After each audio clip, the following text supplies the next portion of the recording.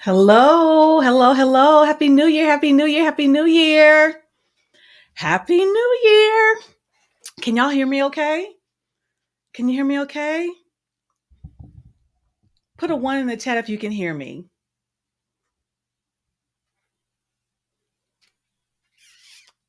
Happy New Year. Put a 1 in the chat if you can hear me. I want to make sure. All right. Okay. Listen, let me go ahead and bring my fruit up here. Let me bring my fruit. Hello. Hey, Ma. Hey, hey, Danielle. Wow. I saw my Tink. So that's why I said. I don't exist, y'all. I'm just here. Well, I'm sorry. It bees that way sometime. Whatever. It bees that way sometime. So before we get into it, I have, the morning church announcements. But before we do that, I want to say hello to some people. Happy New Year and many blessings and help to you, Willie Dean. April Rains, yes, wishing you and your loved ones peace, health, happiness, and prosperity in the coming new year.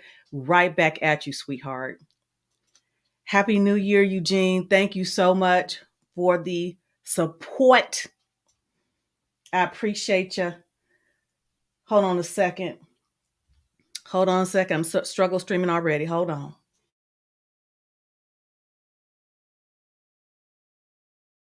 I can't hear you, Ma.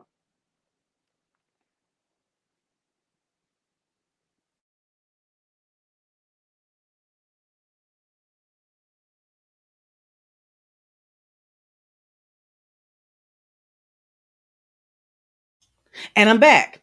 Okay. And I'm back. Okay, listen. Let's see what we got here. So I'm gonna go through the morning announcements. Just so you know, Ma, I ain't got a lot of time today. I'm tired. I thought we agreed from 10 to 12. I thought we agreed on that. At least 11:30. I can stay till 11:30. Okay, I thought we agreed on it. I was turning up with Mama last night. I'm sleepy. They don't understand what turning up with Mama is. Would you please explain? We was binge watching the morning show. Who's Mama? My grandma.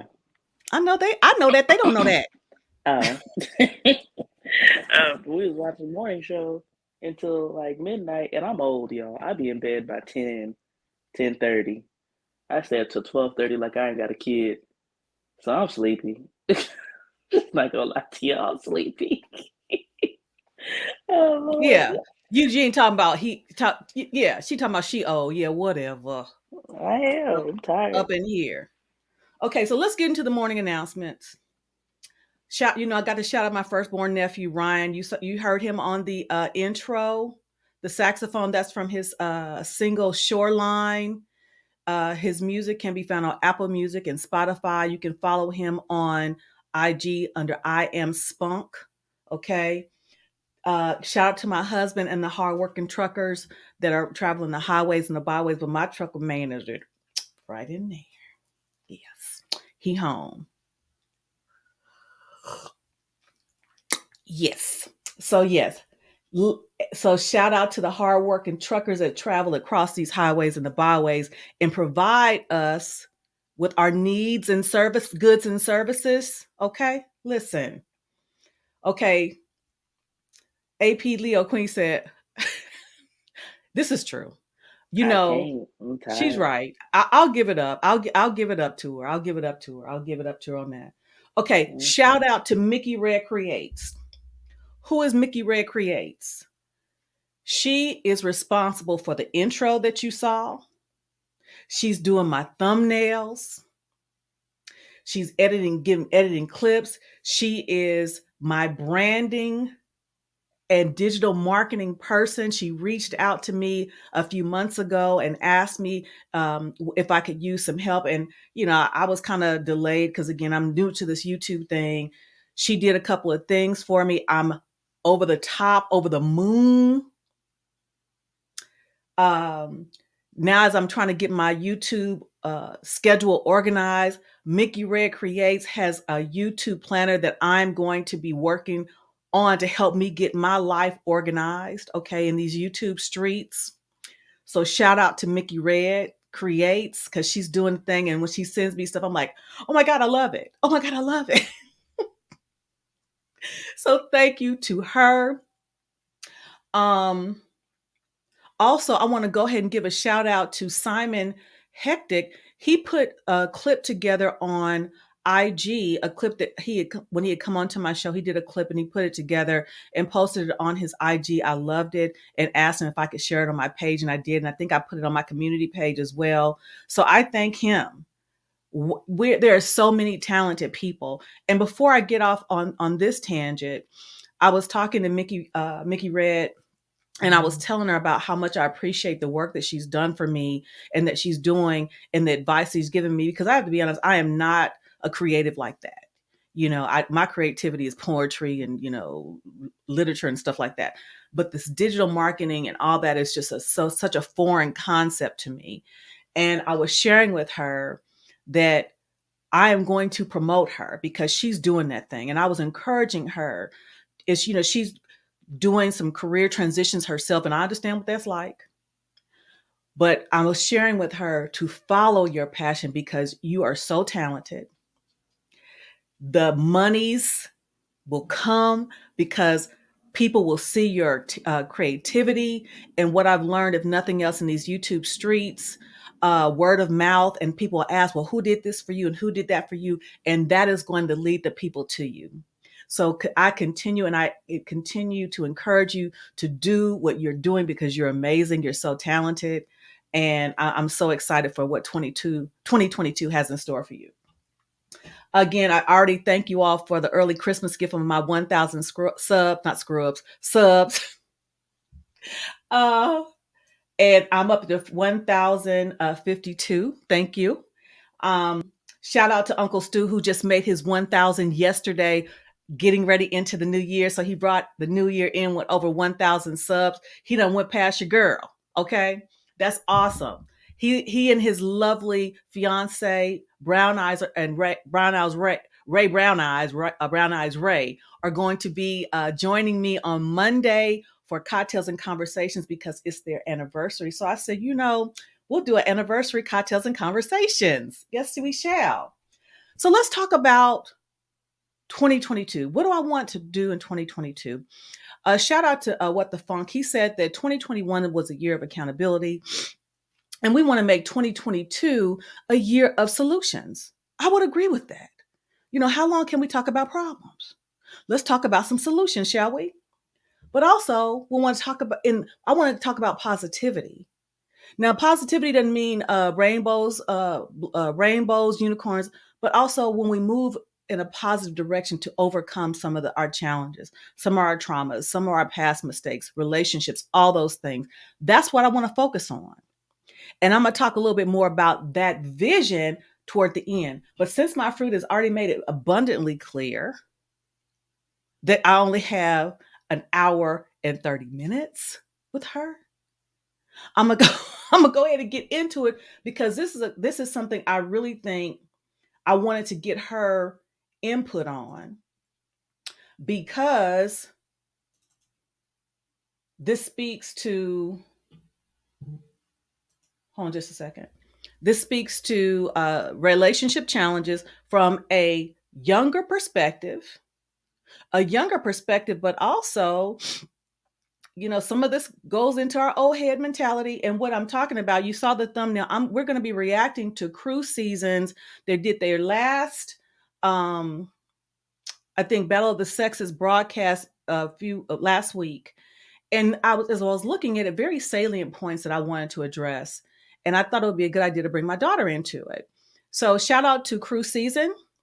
Shout out to the Lapeef Network, because they're also in this clip, and also Poor Man's Podcast. They're in this clip as well. You can see the interview in its entirety, and I put the link in the description. So I'm going to go ahead and share the screen, and we're going to get into the first clip. And the video, the interview talked about who is more responsible for the failure of relationships in 2021. Well, you may ask, well, why are we talking about 2021? We're in 2022. You're right. But we're talking about solutions in 2022. So let's see what they said the problem was in 2021 so we can fix it in 2022.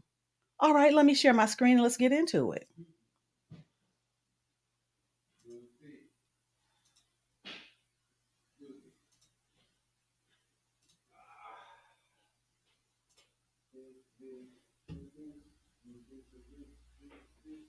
Okay, let's get it started. Women. Hey, are these people single? I'm so sorry. I forgot to ask. Can you elaborate as to why you... What? Are these people, these two right here, are they married, single? No, none of these people are in relationships. Now, Trill, he's the one with the red cap. He is married. He is married. Okay. He is married. He often is on the Lapeef Network. He is married. The Poor Man Podcast. Yes. Okay. Poor Man Podcast. He will be coming down, and he's married. Okay. Lapeef Jr. He is not married. I don't know anything about the ladies because I've never seen them before. But the gentlemen, I've seen them because they have their own platforms. The ladies may have their own platforms also, but I'm not sure. God, I just wanted to get perspectives on stuff. Yes. Big Back Bull said in 2022, I will be unsubscribing to any and all channels that continue. Listen. Oh my God.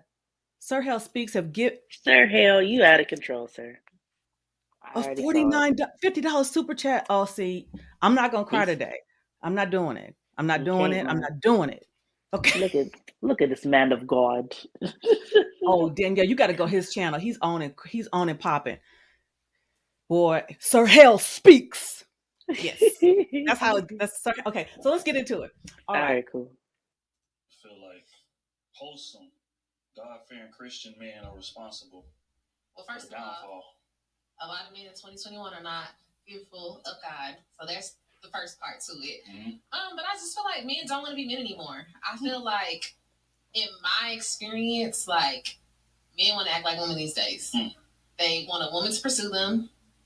They are very laid back in situations, and I just feel like men don't want to lead anymore. Mm. And as much as like men say, "Oh, women don't let men be men," men don't want to be men anymore. I feel like they're so comfortable in what's been going on lately that like they just kind of sit back and let women take control. And I'm like, no, a man's supposed to be a man, and they're not being men. Women. 10 out of 10. Women. Really? Women are more responsible for failed relationships in 2021. Why do you feel like that? Because, okay, I'm gonna ask you this. I'm gonna start it off with a question. All right, let me go and warm up a little bit. When a man DMs you, what makes you determine whether you respond or you don't respond? I'll be honest with you, I don't take anyone serious that slides into my DMs. Like, that's not where I'm looking for a relationship from. Mm. Like, that's not the mindset I have. So if I respond to a DM, it's based on what you say to me, and it's on a friendly manner. I don't go based on relationship from Instagram. So you've never built a relationship with somebody through messaging. That could be DM on Instagram. It could be SMM. Was it MSM on? No, relationship, never. You never. All my relationships, I have met that person like out and about. Basically, what I'm trying to get at is women look for the wrong things in men, and that's what leads them to a lot of the problems that they have in relationships. Are you sure? Okay, so thoughts so far. I 100% agree. Say again. Say again. I 100% agree. With who? Agree with who? With the man. He's 100% right. It is women's fault. Whoa, y'all heard it. Y'all heard it. And let Now, me listen. elaborate. There's fault on both sides. I'm not saying it's just all women. I'm never that kind of person who's like everything's the blame's on the women. But if I had to put a percentage on it, I would say probably 65% of it is the woman. Because let me tell you why. Women have made themselves so easy to attain that men don't. And because they make themselves so easy to attain, men don't have to try anymore. If you are a man in a position of power, position with money, women flock to you. You don't have to go seek anybody in this today's culture. Before, whether you made money or not, women kept themselves in a demeanor where they were not accessible. So you had to pursue them.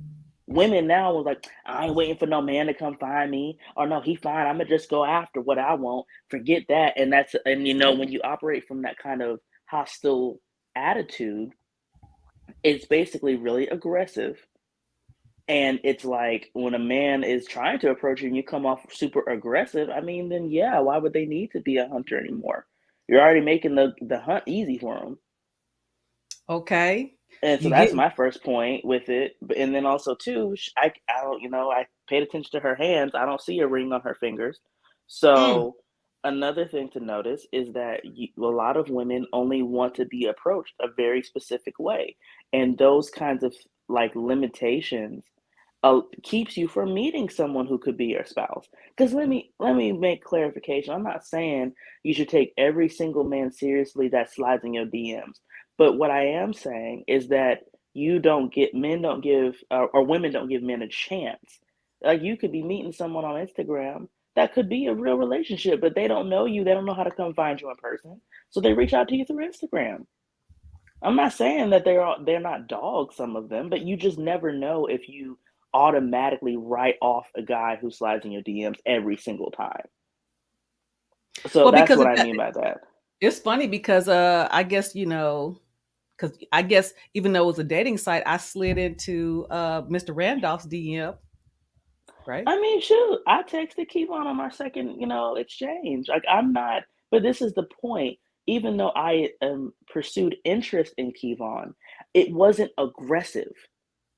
It was like, hey, it was great hanging out with you yesterday. I would love to see you again. It wasn't a thing of like, yeah, you need to come over here. Like a lot of women be on that extra hostile. I'm like, whoa. Come beat this thing up. I'm like, I'm gonna need you to calm down with this next level energy, B. Like, I need you to calm down. Okay, just in case people are wondering why Daddy is not on camera, tell them why. Oh, I had to wash my hair, y'all. Because look, this is the thing. This is what I told my friend this yesterday. I said hosting is for the housewives. Because let me tell you why. I'm tired. I've been cooking meals at least 2 to 3 times a day. Making sure people got food in the house, grocery shopping, cleaning up while working a job, and taking care of this little stinker over there. I'm tired. So today was the first day I had time to wash my hair in 2 weeks. I said, this is unacceptable. And what she's talking about entertaining, because see, normally when the family would come to town, they'd be staying in my house. But me and Mr. Randolph are in between houses. We're moving, and Danielle and my son-in-law, they just got their new home owners, got a new home, and so they got to entertain. So now she could see what I had to do. I'm tired. I'm like, now again, it was fine. I'm not saying I won't do it again, but it's like I need to. If I do it again, I need to take off work. Like, I'm tired. Like I'm just like I'm exhausted. So yeah, that's Happy New Year, Mr. Bennett. Listen, okay, Danielle, I want you to pay attention to this young lady. We're gonna have different clips from different men and women combos, but I want you to pay attention to her because she was really. I'd Oh, be she interested, hurt. huh? Oh, she hurt. What's her feelings hurt? No, but it's just the mentality. I'm like, I was wondering, was I like that? But anyway, so Okay, I like let's it. continue listening. Let's continue listening. That's not women looking for the wrong things in men, or men are looking for the wrong things. Because let me ask you this: let's turn that question around. What made you DM that woman? What she look like? I think men have failed us in 2021. And the only reason why I say that because I'll come from experience. One of my biggest issues I've had with men is communication, and y'all lack it. Y'all say are so open to discussing certain things, but when you're up against it, you don't know how to act, or whatever you're saying is about to contradict how you really feel, and it's just that's where I feel like y'all are really lacking at, and like we can't move forward if we can't even get communication right. What else is there to talk about if I can't talk to you? Women are totally responsible. Why? Because y'all dictate almost majority of what happens. Like prior to the relationship, y'all like to pick men that you know you shouldn't be dating. You know he's a asshole. You know he's a serial cheater. You know he got 2, 3 kids. He's not consistent with you, but you waste 6 months, a year on something, hoping that he could be something that you want him to be. And that is the problem in most cases. Y'all see it. Y'all just choose to ignore the red flags. Walk heavy. Same thing for y'all. Huh? I said, walk heavy, Doc. You say walk heavy. Walk heavy. What'd you say? Walk heavy. Is he right? He preaches too heavy for me. Oh, you say he walking too heavy. Okay. Okay. You said Yes, he said, like, I'm just in my head. This is Kevon's fault, who I'm married to. Can y'all hear Danielle? Because you sound a little bit Um, low. can you hear me now? Okay, yeah. I was saying, it's just what he's saying is just so spot on, and it's funny because like a lot of women will be like, "How could you say that?" And it's like I was one of them females. Like I'm not saying it from a stance like I can't relate. I'm saying it because that's exactly what I was like. I would be upset when a dude wasn't calling me back, but I knew the nigga was trash when I met him. We're It gonna wasn't we're like gonna he use the word surprised me. ninja. We're gonna use the word ninja. Oh, I'm sorry. I was surprised because, like, a man, I think I told Keith on this. I told somebody this. I said, women are better at masquerading than men are, meaning women have the capacity to pretend to be somebody that they're not a lot longer than a man does because men are not good at it. That's why men Mm. get caught cheating more often than women do. So it's like you will kind of figure out who a guy is within the first 30 days. Like it's really not that hard. They show you who they are. The problem is women get to this fantasy reality where it's like, oh, I can change him though, or like, oh no, he like that, but he was like that with his ex baby mamas. I'm different, and I'm Hold like, that baby, you're thought. not different. You heard Danielle say that because it's gonna rear its ugly head again. Mr. Bennett, you are so right. And Mr. Bennett, I want you to send me an email because in 2022 I want to do a panel discussion about dating, love, relationships, and marriage for those of us who are over 45. And you have been married for 20 something years, so I would definitely love to get your perspective. But you make a very good point here. I had to learn, and that's why I wanted to do this reaction, because I saw myself in her too. And again, we women, we want to talk about it. We want to talk about it now. You need to talk about it right now because we want to talk about it now. And I've learned that we really don't want them to talk about it. really we need to just chill and either let them talk about it when they want to talk about it or not. But Oh don't push it. yeah, for sure. Because I mean, me and Keevon, we've done marriage counseling for communication exactly. Because me and Keevon communicate very well, but there would be little things that I would be like, why does he not get what I'm saying? Like, what is it that I'm not communicating? It's because we are physically made entirely differently, which means Mhm. the way we communicate is entirely differently. So women do not understand a man can never communicate like you ever. It's not a thing where he doesn't want to. It's that that's not the way he was made. It's like asking a man to bear children. He can't. It's nothing he can do about it. Like, so what you do is you learn how to communicate in the way of the other person's style to meet in the middle. And so that's Yeah. where you learn. Because I mean, I think what was an example that our counselor gave us? It was really, really great. Okay, so he said women are like the person who lets them like to know what you're about to do. So, like example, let's say a man, the woman wants the trash taken out, right? Mhm. And a man just does it. For a woman, that does not help give them peace of mind that it's going to get done. What helps is that you say you're going to take out the trash. Because what it looks like to a woman is that, oh, he just did it because I nagged him about it. Versus if you go to your woman and be like, hey, I'm going to take out the trash, it makes her think, oh, you had the intention of taking out the trash. Okay. But to a man, they're like, I just do it. Like, I don't see the point in announcing what I'm about to do. Like, Right. this is stupid. But again, that's the communication style of most women. They like to know that you thought about doing it before you actually did it. But to a man, that makes no logical sense Right. because we're wired differently. And that's what a lot of women don't realize. It's like you cannot make him communicate like you. Now, can he adapt to appease you and to compromise with you? Yes, but it's not naturally there. And that's what we don't realize as women, that we're Mhm. trying to make them into us, and it's not And they're possible. not. Okay, what the funk? You're absolutely right. I'm not sure if you heard my short monologue, but I mentioned you, and I said 2021 was a year of accountability. 2022 is the year of solutions. So, reason why we're reacting to this video, particularly as it relates to male-female dynamic, is we want to identify what was discussed. This, I think, this was their last live of 2021. So, going forward in 2022, men, particularly women, we can understand how we get in our way so we can start, let's not do that.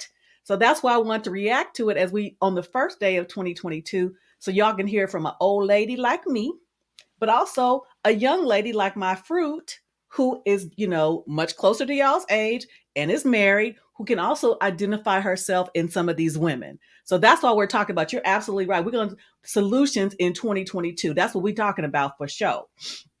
Okay. Thank you, sir. Definitely. Thank you. Yeah. And see, this is a process. And that's why I said I wanted to do this because, I'm an old head. That's I what I was saying to this. It's just about however you communicate, whatever it is, you need to learn how to do it with the person you're with. Like we have, again, it's just women and men have an expectation that you should just know me because we're together. That's how I like to communicate. That's Mhm. not necessarily the case. Right. Like you have to learn their cues. You have to learn, okay, this is why they fuss here. Oh, this is why this gets on her nerves. And if you can't figure it out by yourselves, that's why getting a counselor involved helps. And people, again, it's a black thing more than anything, the way we grew up. There's nothing wrong with counseling. Going to counseling doesn't mean there's something wrong with your marriage. Right. Counseling means you're trying to not even save it, just trying to keep it in check. It's like when you go to the doctor every year. There's not For your something wrong physical. with you Yeah. necessarily. It's just to prevent anything from being wrong with you. If you never go to the doctor and then you wind up with type 2 diabetes because you never checked in on your blood pressure for 3 or 4 years, then yeah, that's what happens. And check this out. Like, And check this out. And Danny is so right because in learning these things, I want y'all to hear this, youngins. I never knew you could have a relationship and don't argue.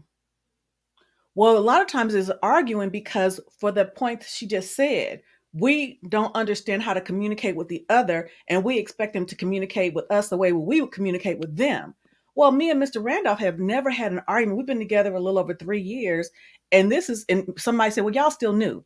That don't mean nothing because I was in relationships a lot shorter than this. And we had many arguments for that very reason. We have disagreements, but we do not argue. And I think a lot of it has to do with the fact what we're talking about, learning the mannerisms, learning the cues, knowing the audience or our partner, knowing when's a good time to address certain things, when it's a good time to let it go, and not expecting them to react to us the way that we would act with our girlfriends or vice versa. So let's get some more into the clip because my daughter's made it clear I only have until 11:30. Like, I mean, y'all date the same woman over and over and over, and then finally you marry something that you feel like it's different, but it's still the same woman. You know what I mean? So I can't agree with you there. How I feel like, okay, so you're saying that we dictate everything. However, when you meet a woman, right, when you approach her, do you not have a game plan? Like how to keep this woman's attention and stuff like that? Do you not discuss this within yourself? Like, how am I going to keep the attention of this woman? Depending on my mindset. Dates, conversation. Depending on my mindset. How did I meet you? I mean, if I met you on some genuine stuff, then yeah. But you got women that's Instagram thoughts. You got women that's showing their ass all the time. Let's be honest. A lot of women are showing their ass today on social media.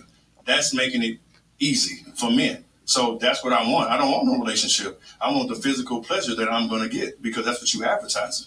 So that's been too easy today. Way too easy. And there's no way a man can have sex if a woman doesn't allow him to. So the price of the brick did not go up. Oh, that should be easy, man. That's women. You know what's crazy? Women all that. Can I finish? Oh, my bad. I didn't get a chance to say why. It's women all day, man. And the reason why is because women feel the need to be right. They feel like they have to be right. And how we measure that? Over talking. Can't tell them nothing. All the sign language, the attitude, all the masculine energy. It's just a whole lot. It's just too much. Men tired of it. Men fed up. They don't want to deal with that shit. What you got to say? Okay, I can talk now? Yeah, you can talk. Okay. Go ahead.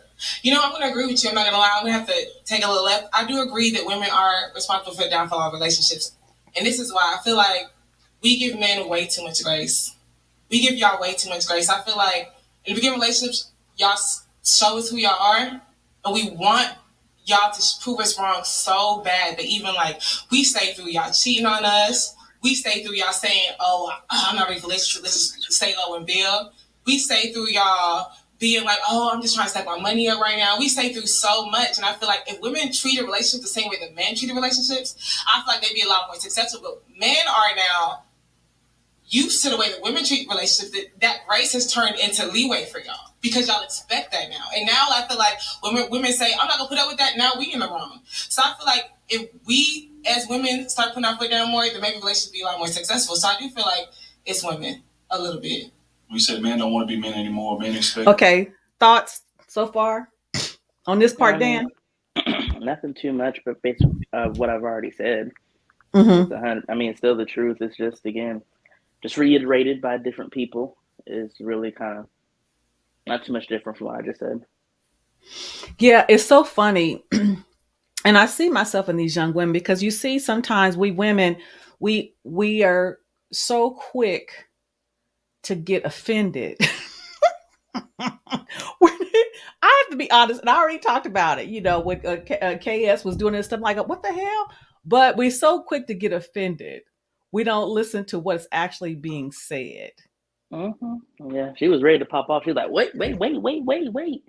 And I'm just Dare said, can I finish? Can I finish? For me, I just don't care. Like, I'm just like, my whole motto is mind the business that pays you. Like, that's just me. Like, so if I'm not getting no check from you, if I'm not in connection with you, why do I care what you think about me? Or I just don't. Like, I just don't care. I guess what, like you say, I'm just very nonchalant. And I'm like, I am, because it's like, you don't pay my bills. I don't sleep with you. I don't care what you think about women. I'm not dating you. Only person I'm concerned about is who I'm with. All the rest of y'all can kick rocks. Eugene, you're absolutely right but here's the thing, and that's why we're talking about solutions, what the funk, because I want y'all, and if anybody can, pass this and share this video and get the likes up, please, they're free. If anybody can identify with a woman that's like this or women, share it because, and when I'm talking about my video, my perspective from a 54-year-old me plus the perspective of a 27-year-old Danny, this is no shade to these women. I was one of them. I was one of them. And I look at myself now, and my daughter can even tell you, I am very different now than I was when she saw me dating. You're Very different. Oh, and something else, can we stop saying in 2022? My God, What? she What? is not masculine. She is aggressive. There But is that has a a tendency to be difference. that aggression is a characteristic of masculinity. That's why they're saying that. Nope. Being aggressive is a character trait. You cannot associate character traits with a gender. It's like saying being happy is a feminine trait. It's not. Aggression, anger are all emotions. You cannot connect an emotion to a gender. It doesn't make any sense. Like it doesn't make any logical sense. When you really think about it, what the root of her issue is she is aggressive. Being aggressive has nothing to do with a gender. It has to do with an attitude and a mentality. That's the issue I always have with people who be like, oh, she on that masculine energy. Stop.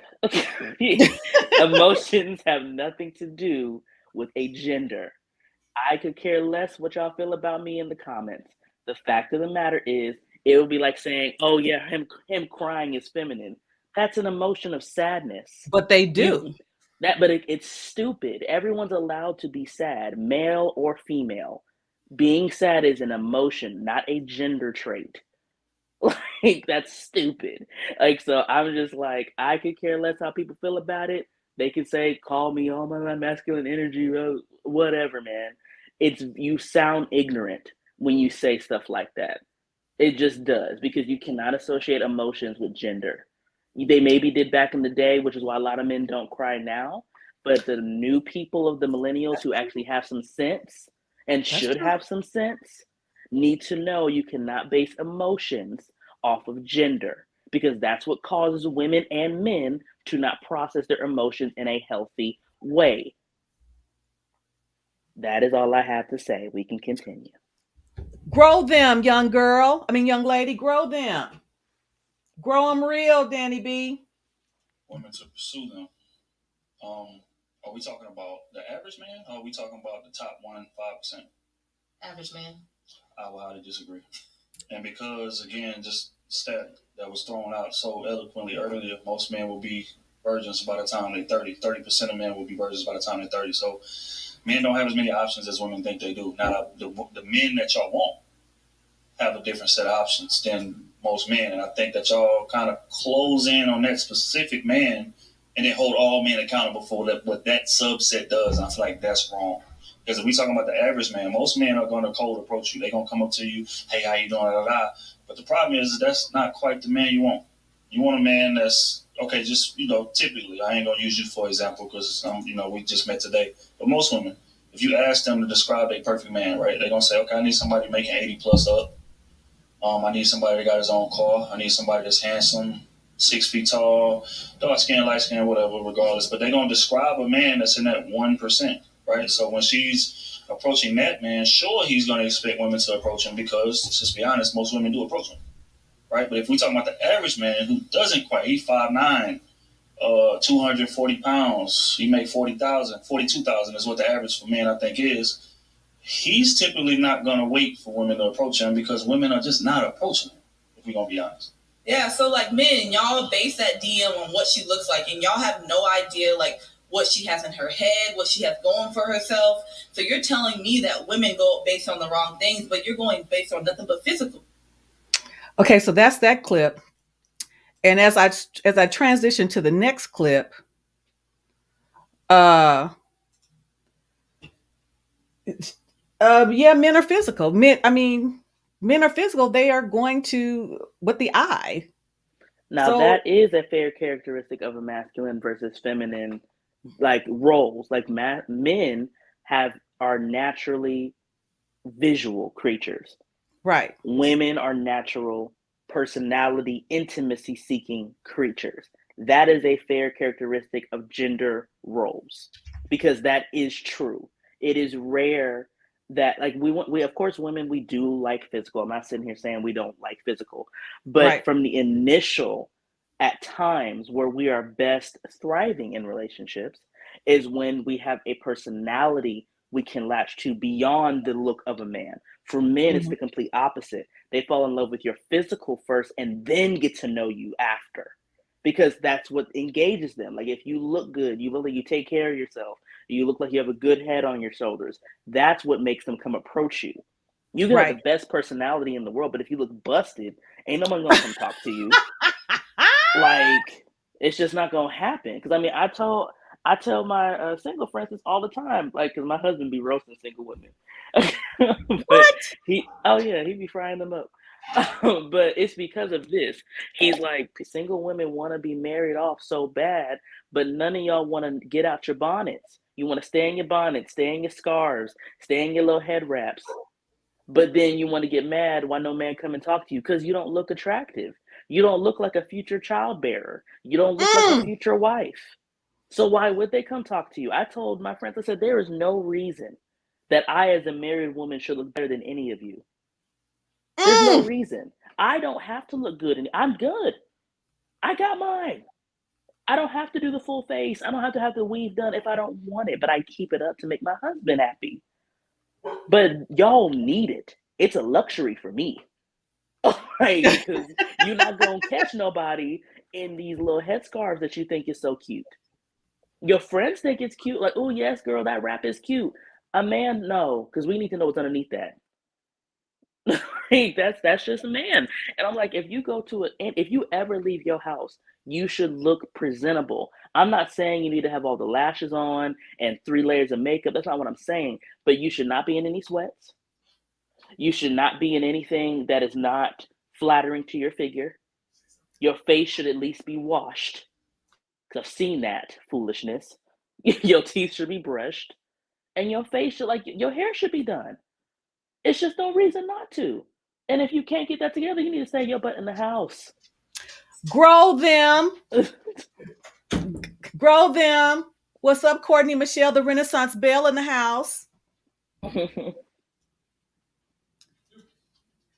Okay, let me throw this one. What the funk? What he say? He said, frying them up like catfish, huh, Danny? Okay. What the fuck? Yeah. You know how she do. You know how she do. If she gonna grow her mom real, she ain't got no problem with nobody else. Just keep it one thou wow. Well, no, yeah, and big Bad, you got a point. Yeah, sweats is cool if she's fitness minded. Yeah, like if she looking like, okay, you in some nice looking sweats, like it doesn't look frumpy. I'm talking about the people who it's like it look like you haven't taken off those sweats in 3 days. Like I'm talking about, because I've seen it. Or pajama pants. What you doing?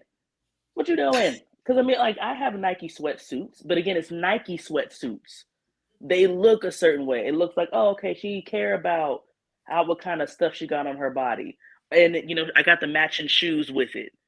I just don't. They the Jordans over there be doing the Nike the full.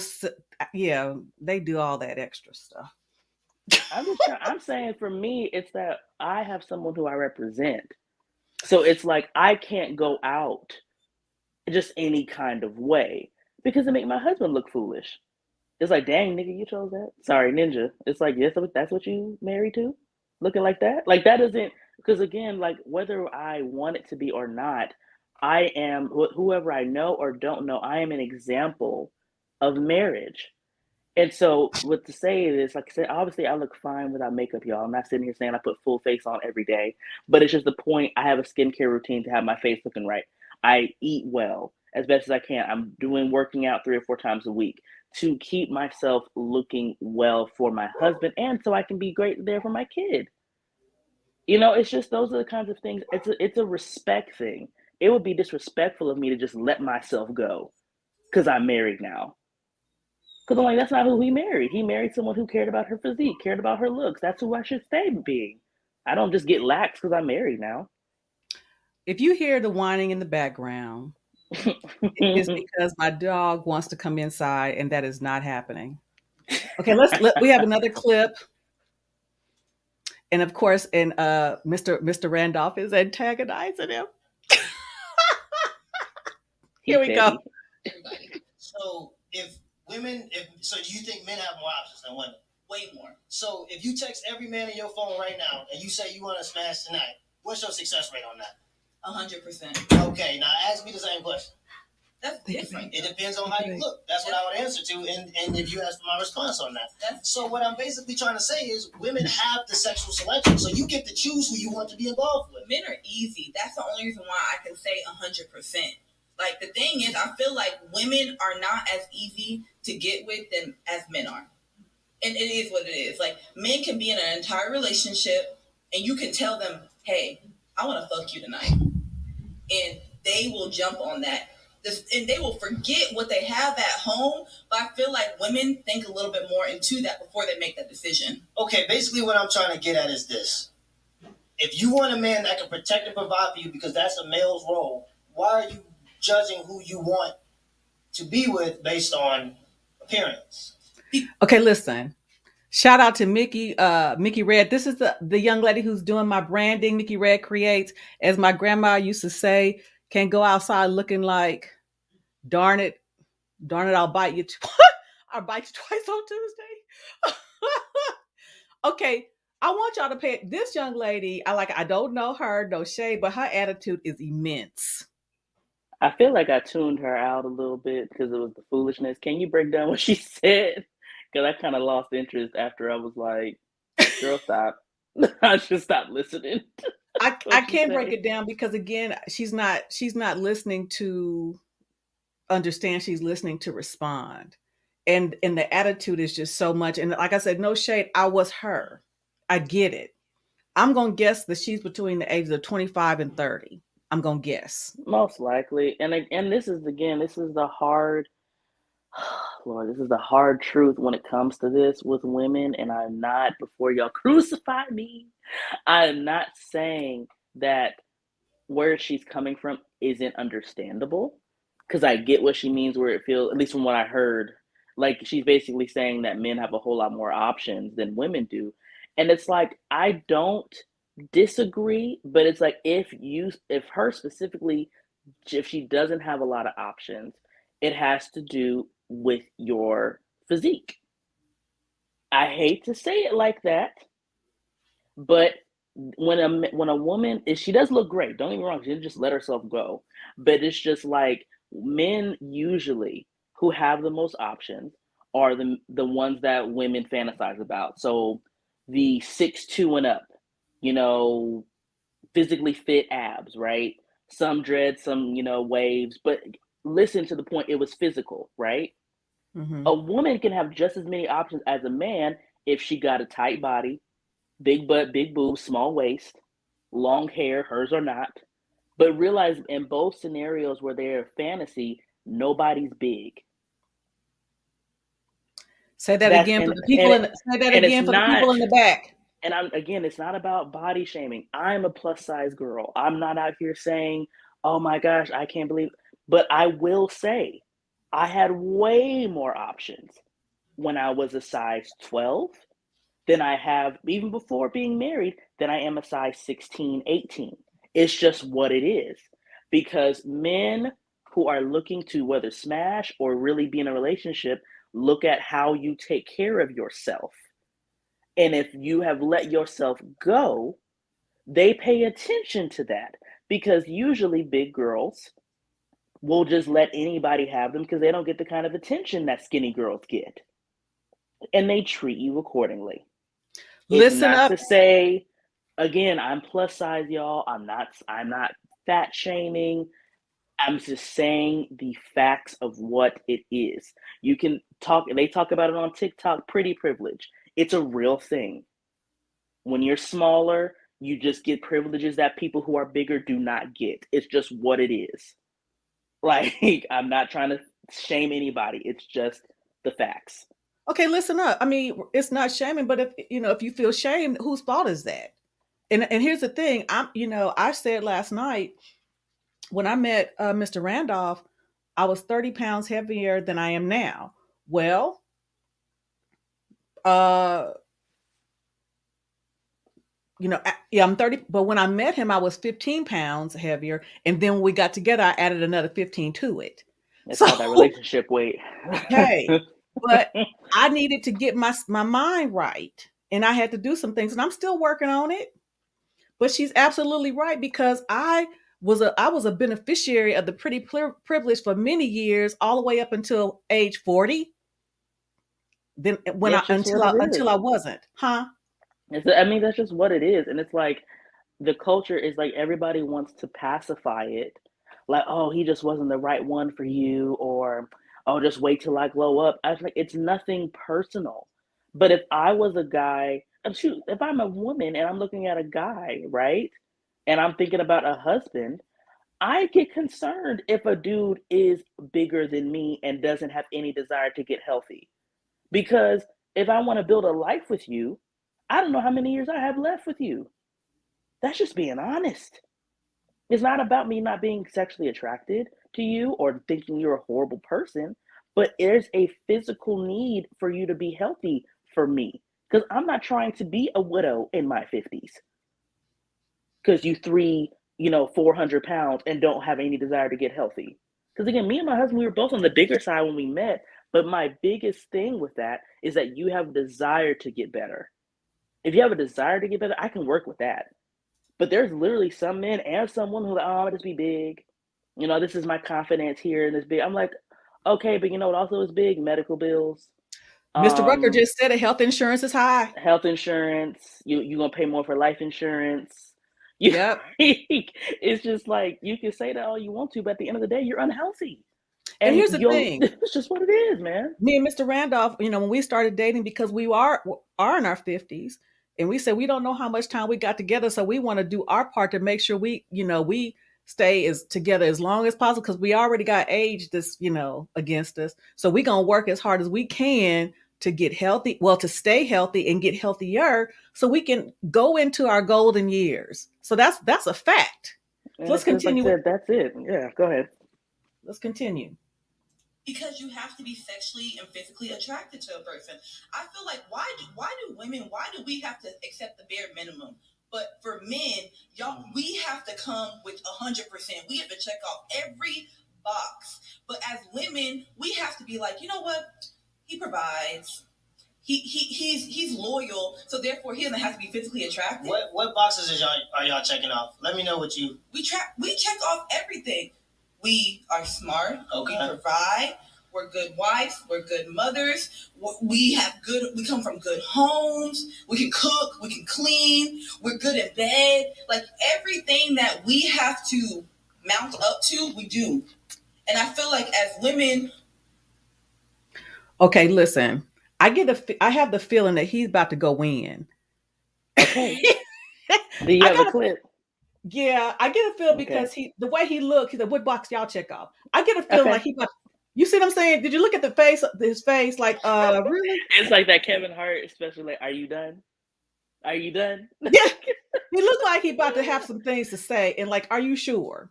Yeah, she plays the victim really well, really, really well. Because the fact is, we don't check off all the boxes either.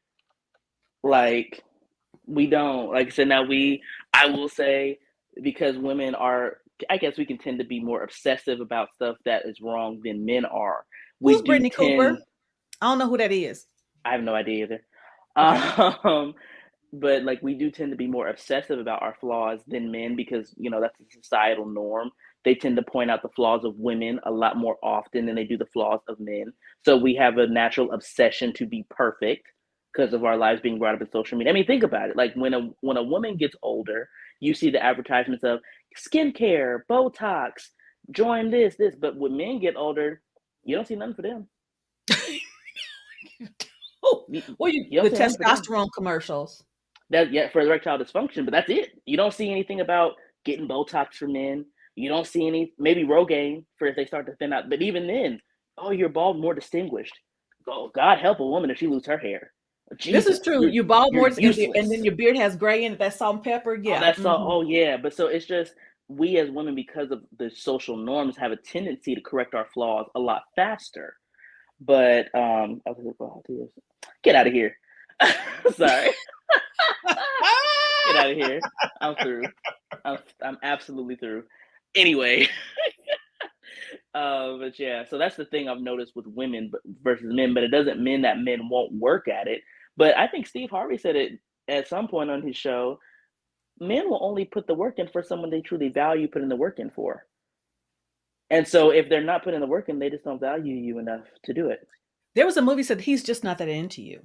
That's just what it is. Like if he's really for you, he will make the necessary changes, within reason, but he will do what he can to accommodate. If he really just here to smash, he ain't gonna do that for you. Like he's just trying to smash and go. Let's continue with the next clip. To be honest, the average woman typically picks toxicity in their younger age, right? Because again, this is the highly desired man. Like I use the example all the time. I was reading a book called Growth Hacker, something like that, and they were discussing, like, say for instance, you have an iTunes, right? And there's 10 songs in this iTunes, and you don't know the artist, you don't know the name of the songs. All you know is which song is played the most, right? So the top song is played, say, 500 times. Bottom song is played 4 times. Everything else falls kind of in between there. When you log into iTunes, your first instinct is going to be, okay, this was listened to the most. Let me go check that out, right? That's just human instinct for most people, right? I feel like the same thing goes in the dating market, right? You have women that, again, they want a highly desirable man.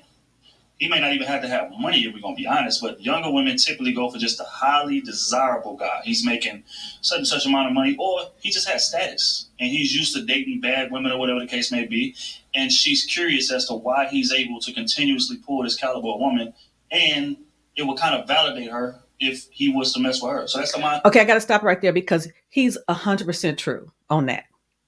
100% true. I'll use myself as an example. Back in college, and even after college, before I had Dan, moved to California, moved back to LA. I was out with my girls. We were at this club, and Magic Johnson was the man back then. He was looking at you. He was looking at you, ain't he? Mm-hmm. I'm glad I didn't get with him, if you know what I know. No, okay. Okay. Lord. Okay. But for Lord. real, because a lot of times, you females, particularly, if we, let's just keep it 1,000 wow. If we not, we project like we got it all together, but we really not sure if we do. But we feel like if we can snag this one, that validates our hotness. And it's so funny. I was the complete opposite. The complete opposite. It repulsed me, the super hot guys, because I just didn't feel like competing. I'm just like, I did every time. I just don't care enough, man. Like, I remember there was this dude in college, very, very good looking guy, like probably one of the most gorgeous men I've ever seen.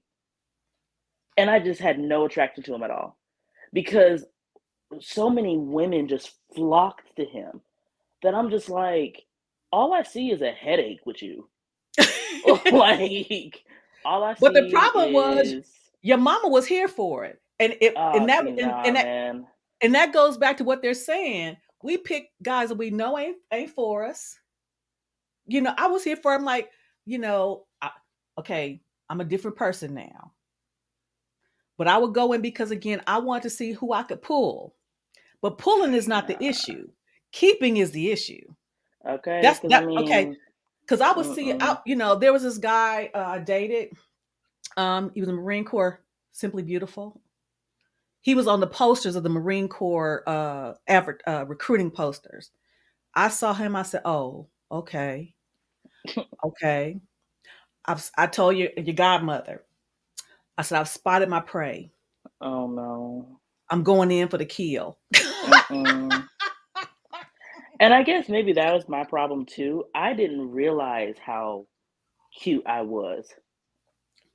And so like I just kind of just operated like I was average. And average females don't go after the most desirable guy in the room. Because again, I just didn't see myself as like, oh yeah, Danny fine. Like, I mean, I didn't think I was ugly or nothing. I just thought I was average. And so, like, I guess maybe that's why I never had these issues in relationships that most women do, because I didn't think too highly of myself. I just never did. Like, so I just didn't treat men badly. They usually treated me badly, because they did just see me as just some girl with a big butt. But like as I took myself more seriously and gained more confidence, I still just never was really arrogant. I just was Well, never like and, that. and and that's the problem because again, I did those things, but to my own detriment. Because the truth of the matter is, what Trill is saying is absolutely right. I Oh felt like if yeah. I could snag some that would snag this fine guard guy or this highly sought after guy, that would somehow validate me. But what I was signing up for was what you exactly said, the headaches, because everybody wanted Hmm. them. Yeah, and And so I'm I just putting extra pressure on myself because and it was stupid. But this is how we mess ourselves up, ladies. And that's another reason it's a good thing I didn't meet Mr. Randolph early on when we were both younger because he was a football player. You understand me? Yeah. hmm We probably wouldn't be, you know. Come on now. So let's continue the clip. I said for most younger women. I'm gonna take it in the order that you said because when you ask a question off the top, usually people respond with what's off the top. Okay, right? He said, now he's going back to the part where she's saying that women check off all these boxes. So pay attention, everybody. Your first things that you listed had nothing to do with what men want in women. So what do y'all want? And that's the problem. We want a feminine woman that wants to be fit, that wants to take care of the small inconveniences in our lives and reciprocate the value. So if I go the inconveniences in my life. So for me, for example, I go to work every single day. My wife gets to sleep in if she wants to. I have a trip to Florida in 10 days. She's already booked the trip. She's already booked the flight. She's already taken care of Airbnbs. I don't have to worry about that. When I sit down, she brings me a warm plate. That's something that I look for in a woman. I don't care about if a woman can provide. But why would a man care about if a woman can provide? Do you feel like your household is the typical household that we see now in 2021? Are we now in a atmosphere where it's both women and men bringing things to the table as far as providing for a household? You say your wife gets to sleep in. Okay, that's really good. Yeah. But that's not typical.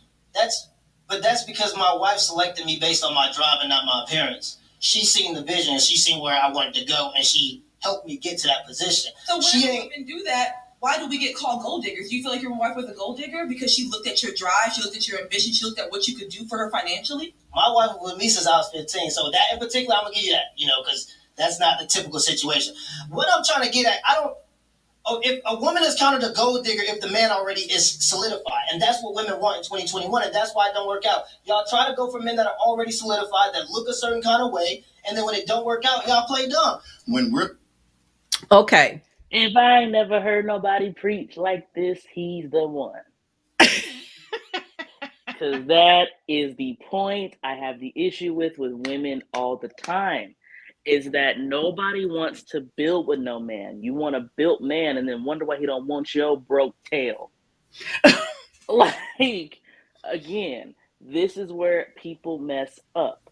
People look at the life me and Kevon have built for ourselves and be like, I want a man like that. And I tell them to their face, no, you don't.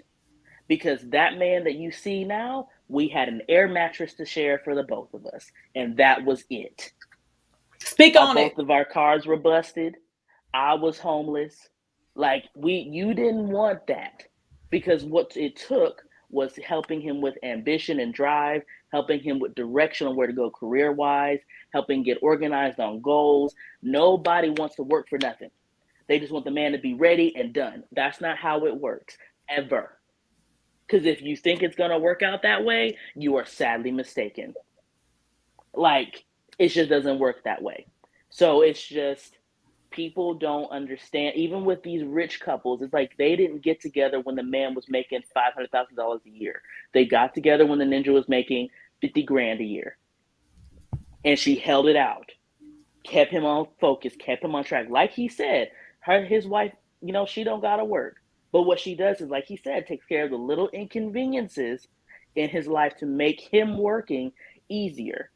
I think I've said it on the show before. Like an NBA player or, a dude who has a lot of money or a lot of businesses, he don't look for a wife to provide. Most real men don't. If you do provide, it's just to help for the moment. But once the man makes enough money where you don't have to work, he said, you done now. A man isn't looking for his wife to work forever if he doesn't need her to. That's just not And, how it works. and here's the thing. I've said this before. When me and Mr. Randolph got together, I was working. He never asked me how much I made. I don't even think he even knows. He never cared. Because he No. handled what needed to be handled up in here. And to the minor inconveniences, absolutely right. Even when I was working, young lady, when I was working, if we had to plan something, it was already done. Once I got Yep. the green light that I could do it, it was done. Once he said that Mm-hmm. he wanted to do, even if he thought he wanted to get something, he must have told me he had planned to get a new Sonic toothbrush. He mentioned that he wanted to get it. Next thing you know, it was at the house. He's that's it. When he comes home, I was still working then. When he Mm-hmm. came home, make sure laundry was done so he don't have to worry about that. Make sure there's home cooked meals because so they don't have to worry about that because he's been on the road all this time. And again, that's the point. It's like, with me and Kevon, I've said it on this show before. When we get to that level of income where my income is no longer needed, I can quit. I'm like, it's already been a discussion, especially if he wants more kids. We already have that discussion because my kids aren't going to daycare. So it's No. like that's why we have these goals that we're setting today for the new year. It's like, okay, well, hey, if I start making this much, let's save here. Okay, if we have a second kid, what year will be good? What income do we need to have the second kid? These are the things we plan because we are a unit together. Like that's how it works. So it's just like, but women just look. Women just don't want to work for nothing. That's just really what it is. And when I say not work for anything, I'm not talking about not having careers. I'm talking about you just want a man to where you can just be at home. And it's like, yes, you can be at home, but there's still work to be done. Even if I was at home, it would basically be there should be no reason that the house is out of order ever if I wasn't working. Right now, I have the grace because I have a job. But if I didn't have a job, there's no reason that things in the house should not be in order. Groceries should be ordered on time. Kids should be taken care of because that is my job. And it's not to say that he doesn't contribute in that area, but it's just the point. Like if he takes care of all of the needs financially, where I put in is the areas that he can't do because he's working to take care of everything financially. But did you That's look at just her where it face? is. Did you look at her face when she said minor inconveniences? Like, how dare you? It's like because again, like real men, keyword, real men do not look for a woman to provide. They don't even put that on the characteristic of what they look for in a wife. They At never all. do. They never do. They want to make sure that you're obviously not lazy. So they want you to Right. have some kind of ambition for yourself, but they're Yeah. not over here like saying, "Oh yeah, for the next 30 years, my wife better work." They're like, if a man is able to, they would not have their wife work. Mr. Randolph, I did an interview with Mr. Randolph last year, and he said, far as advice, particularly for young men, for men, period, he said that, men shouldn't even factor in a woman's income. He said it. He said because women, they get pregnant, they have kids, they're gonna be off work, and he said the man should not even factor in a woman's income. That should be extra. So Mr. Exactly. Randolph said Yeah. himself. And it's because it makes the most sense. It's not about a thing of being sexist or being old fashioned. Just think about it from a logical standpoint. If I am the only one, obviously, in the marriage who can bear children, it doesn't make sense to rely on me as income because of complications that could come from pregnancy. If I breastfeed, it makes no sense for me to go into a job because where would the milk go? Like, it doesn't make any logical sense. So it's like for us, because I am still working, that's what if we ever have a second child, that's something we have to discuss because like okay I probably need to quit my job or make sure if I work a job that it's only 100% remote because it wouldn't work with a family dynamic. Okay, let me go ahead and read this comment here. Lorinda Elaine says, well, I am one of the anomalies, and it frustrates me that this narrative is perpetuated that females are not soft and ready for a real husband because they're educated, resourceful, and can. And you know what? We're part of the responsibility of that narrative. not in totality, but we are part of the responsibility of that narrative. And what I mean by that, because like what Danielle said, and even I think the Poor Man Podcast says, no man, the issue is not women being educated.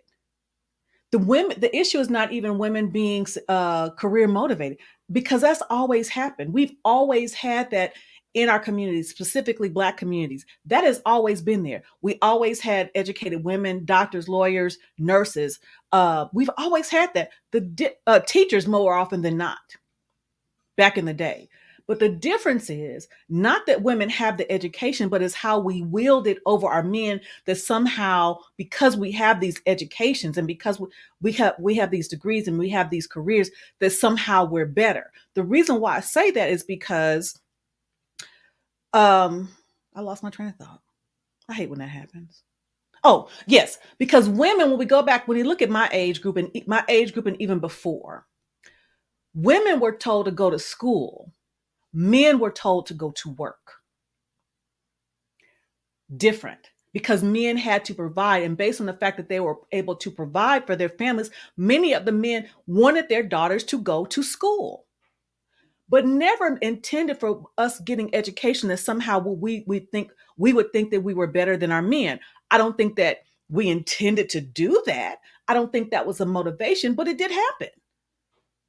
And I say that because I was one of them. And we're talking about solutions now. So we don't take that into 2022, because see, I have 2 degrees. Do you think my husband gave a damn? I don't even think he know what kind of degrees I have. It don't, because it don't matter. Because it has nothing to do with what kind of wife I am. But I didn't get that revelation, because I think I should. For those of you who are new to my channel, what the Poor Man Podcast is saying is absolutely right. We women, we advertise, or we market what we think is appealing to men. Because in my profile that I had, me and my husband met online, I shared that. When my profile, I talked about that I had a master's degree in human resources. I was an Army officer. I was a single mom. I did this, and this, and this. That's what I marketed, because I thought that was appealing. But he didn't reach out to me. I reached out to him because I saw he had gone to my profile. And when I asked him, because he told me that he put me as his favorites. And I said, well, if you put me as your favorites, why didn't you reach out to me? He said he didn't reach out to me because he didn't think I'd be interested, after reading all the stuff that I advertised about who I was and what I was bringing to the table. He didn't think that I'd be interested in a truck driver. So again, the idea of us being educated, because again, my husband, when I was working, he loved, when I would get into character and do what I'd have to do, because that's a sense of pride for any man that is a real man. But it's how we use that when we take that cloak of the workforce off when we get home. And unfortunately, many of us, we forget to take it off, especially like myself, when I was single for so long and did not know how to balance it. So yeah, I definitely understand where you're coming from. I definitely understand. And you're absolutely right. What you got, Dan? Oh, I mean, like I say, you basically said it all, but it's just to the point of what she's saying is you have to realize that sometimes if men are using a woman's resourcefulness, it's because she is pushing for it to get done her way versus what the man is trying to do. So at some point, the man gets tired of fighting with you and just lets you have it. Because, like, if you don't like the way he's taking care of business, and you're like, see, I don't like, why are you working this job? Why are you doing this? We could be doing so much more if you just went back to school. If you just did this, you could da-da-da-da-da. And I'm like, okay, like, if you come in with that energy, then obviously he's going to think you must know better than him, and he's just going to let you do it. But, like, again, me and my husband were a dual income household. But the point is, I have no problem working. I'm not over here saying, oh, yeah, we need to survive off his income for the sake of gender roles. That's not what we're saying. But It's just like, at some point, we discussed early in our relationship who would quit their job first. Like, real early, especially if my husband wants multiple children, we discussed that from the jump. And discussed that because it's like that basically makes him have a goal personally that, okay, if I want Danny to have more of my children, I need to provide more as the man, because I cannot look for her to work a full career and manage multiple children at the same time. That's not realistic unless she wants to. Make it more of an option for me, than a need to, if that makes sense. So that's what we came to the understanding of. But again, I made that clear from the jump. It wasn't like, oh yeah, I told him I'm fine working for the rest of my life, and then I just switched up on him and said I don't want to work anymore for no reason. Like we had been talked about that. Okay, so we're gonna go to another clip here and dissect further. Get the likes up, people. They're free. Get the likes up. Like to the point where they'll be like, "Oh, I was honest with you. Why are you mad at me?" It's like, no, honesty does not give you a get out of jail free card, where it's like you can use that honesty to get out of the things that you do, but it does give you more leverage as far as working through it, instead of like, yo girl bouncing on you. People go into relationships with a 1 foot in, 1 foot out type of mindset, because I'm constantly aware. As a matter of fact, most people go into the relationship like, I'm doing you a favor. I cut my roster for you. And I feel like that's like, it starts wrong. The foundation's wrong. So now when we're going, anything I don't like or anything that may be a bit left, I have zero grace for that. I have zero patience for that. Why? Because in my DMs currently, there are 20 women that are willing to do whatever I ask them to. Now, again, that's why I say presume, because if you go actually get with the woman, she'll tend to end up like the woman you already with as far as complacency. But that's the other. The perception of what your options are jades people, and it creates a 1 foot in, 1 foot out mentality. I think men and women suffer for that, if we're going to be honest. I don't know. Matter of fact, women more so than men. I'm going to tell you why, but go ahead, continue. I disagree with that, though, because I feel like more so on the behalf of men have 1 foot in and 1 foot out. For women, I feel like when they're dating and they decide to get serious with somebody, obviously you cut off people along the way, but I feel like for men, they are more of the ones who, anybody can give you attention as a woman. Right. That doesn't mean I'm interested in you. Anybody can slide into somebody's DM. That doesn't mean I'm trying to fuck with them. But for men, if anybody shows them any type of attention, they're ready to risk it all. And it could be somebody who's not attractive, somebody who don't have a career, somebody who doesn't have a degree, all kinds of things. So to me, I feel like it's men who are mostly 1 foot in, 1 foot out. Like as soon as somebody gives them attention, they're ready to test the waters and see if the grass is greener. But it's like, if you already have somebody who checks every box, why are you still looking? See that right there? It's like you was doing good until you said checks every box. That's why I feel like we kind of go, amiss. And what I mean by that is your idea of checking every box is typically your idea of checking every box, not necessarily that man's, if we're going to be honest, right? There are women out here that are in relationships or whatever, and it's like, okay, I do everything for my man. I do this, I do that, I do this, I do that. But if you sit around and ask, okay, yeah, you do that, and you may feel like that's great for you to do for him, but what does he actually want? Mm-hmm. Right? So I feel like that kind of plays a role in men going out and chasing this quote-unquote 20%. Okay, what I'm basic... Very good point. Yep, 100%.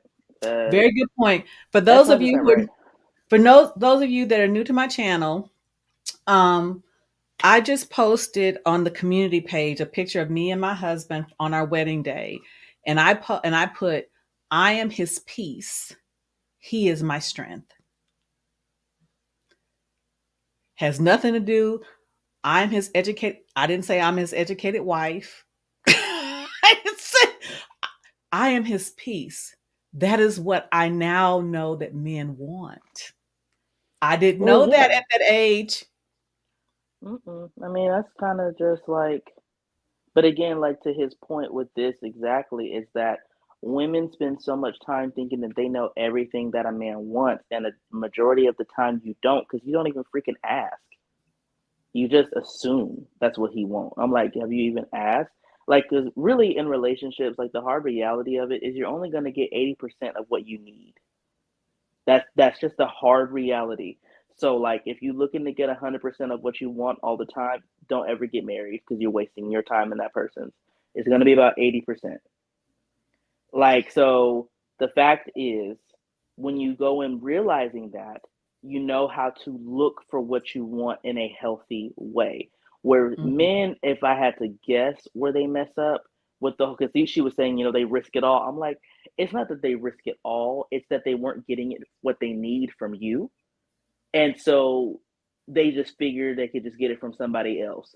Because probably in those situations, if he's not getting 80%, if he's getting more like 60%, then that extra 20% from this other female in his DMs will top it off and he'll be good with his 80.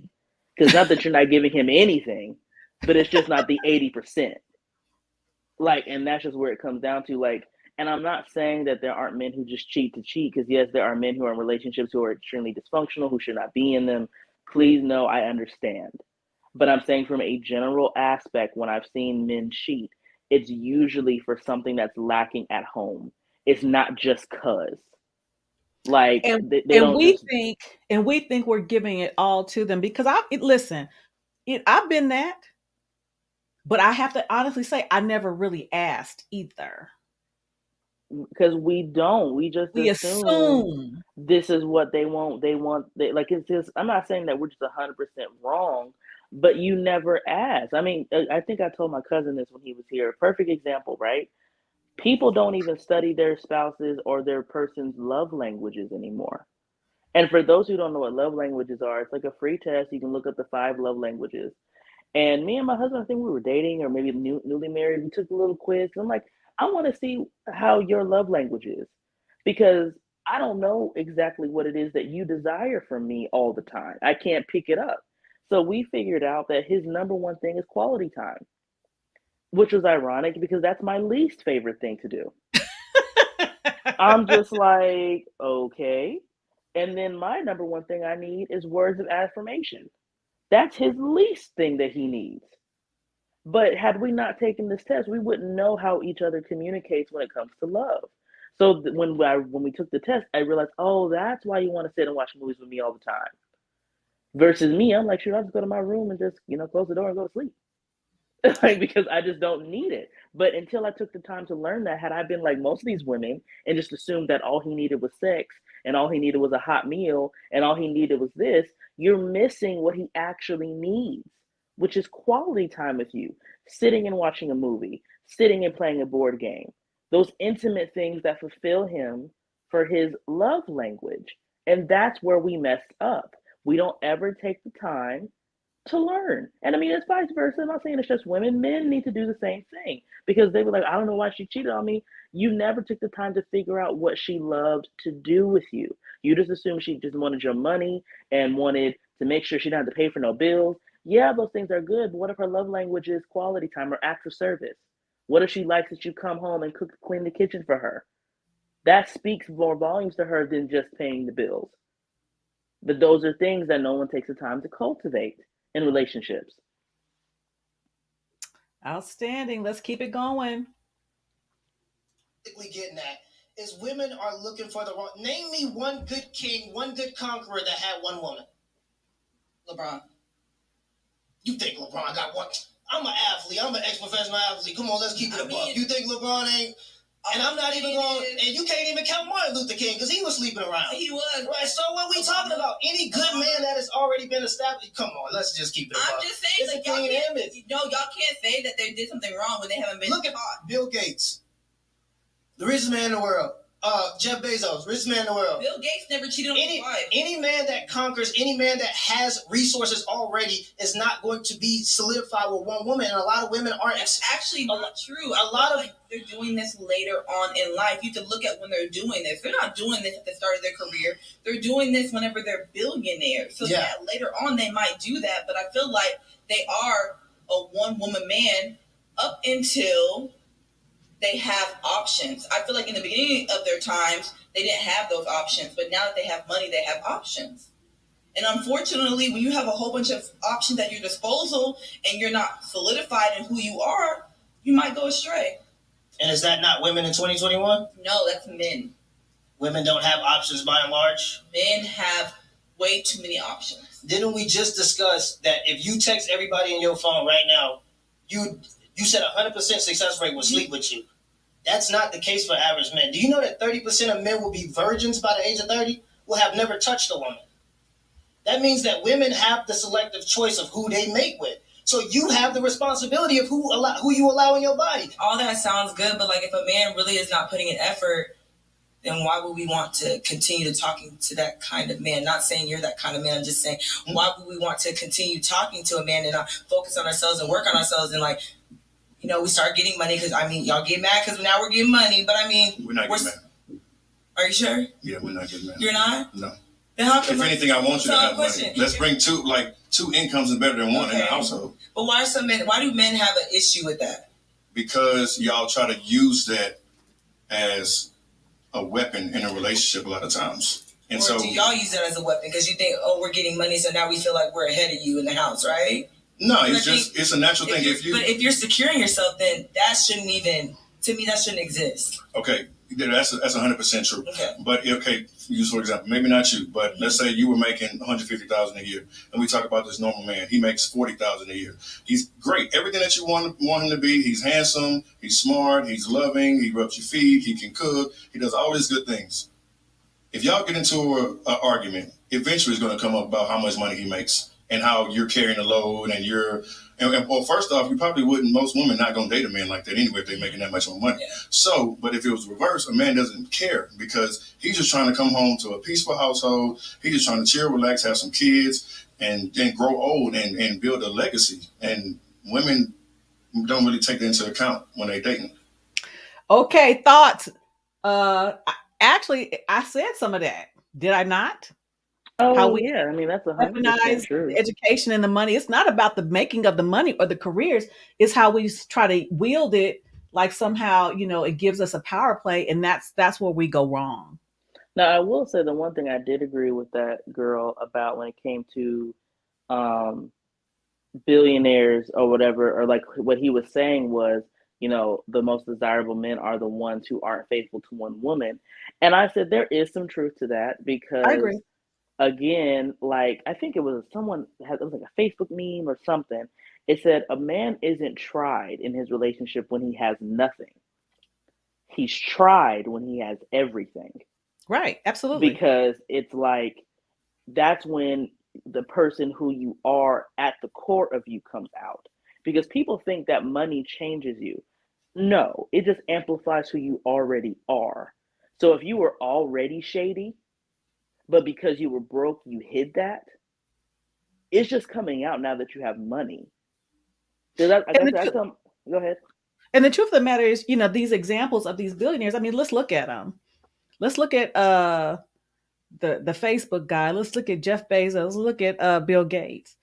Okay, chances are they didn't get a lot of women growing up because they was nerds. Come on now, let's keep it 1,000 wow. Like, I told my husband straight up, I was like, he'd be laughing at me, but I'd be dead serious. I'm like, I said, when you lose the weight, babe, you're going to be off social media. And you think you're going to be off social media? Yeah, off. I'm like, are you kidding me? I said, my husband is 6'3". God help me when he gets to the 250 and he got a full beard, great skin. Oh, heck no. Nice hair. I'll kill somebody. Kill him and the mistress. I'll be doggone. Because what I won't be. Okay, listen, Mr. KP from Case. Okay, I think it's interesting. Definitely, women, we feel a lot, and I'm now since sometimes when you're saying you don't know that you say I feel like, but when I'm watching, I'm like, they say I feel a lot, but I also notice some of the men said I feel like. Now they don't say it as much as women. This is true. But I did notice, I think Trill said it at least once or twice in this clip. I feel like, so again, I get where you're going with it. I get where you're going with it. But let's not be skewed here. Okay. Well, no, it's just like I said, they it's a generation thing. Like I said, I feel like a lot too sometimes. But oh my gosh, or like I used to say like a lot. I still probably do. But it's just the point of with women and men, what it really comes down to, which is why I'm big. If we get on solutions for this year, people who are in relationships need to be in counseling, not necessarily marriage counseling, but you need to be in counseling on your own or together, whichever. There needs to be counseling because when these men or whatever who cheat, right, there was something on the inside of them that never got dealt with, and that's where counseling comes in. What the fuck has a question for you? What if you lost weight? Had he Wait. I'm sorry. I have to read this again. What if you lost weight? Had he said he would? If you, oh yeah, we already discussed that. We both going Yeah. to jail. Both going to jail. If I lose Yeah. all the weight and get fined and I do something stupid, he killing me. He do it, I'm killing him. We just gonna be murderers. It's just what it is. Because I be doggone. Like Not murders, I mean, annihilators. We can't say certain words on YouTube. Annihilators. annihilators. Yeah, we gonna be annihilated. Yep, it's gonna be done. Michelle's gonna be with my mom because I'm in jail now. It's just what it is. Because this is the thing. I'll be taking Nick to visit one of her parents. One of them, because we both ain't gonna be here. Because that's the last. Yeah, nah, bruh. Like, because this is the thing with my husband. Like I said, we'll talk about it on our channel. But my husband was cheated on by the person before me. That was because I won't hit. My husband's only dated 2 women in his life: his ex and me. That's it. And his ex, cheated on him in the most disrespectful. Like, I would rather you just punch him in the face before doing this type of stuff. So like him, he has a moral compass that is, way more no.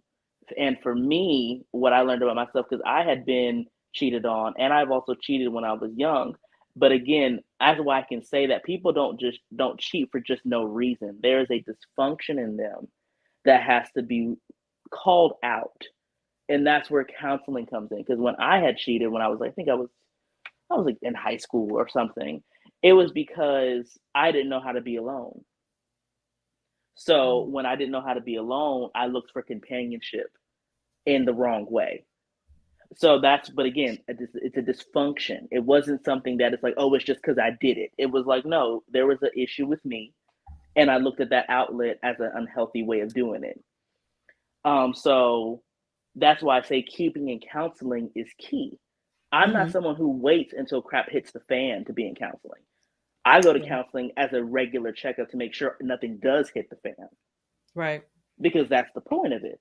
And like I said, again, like that's what when I tell people about marriage, it's like, y'all need to stop praying for something you're not ready for.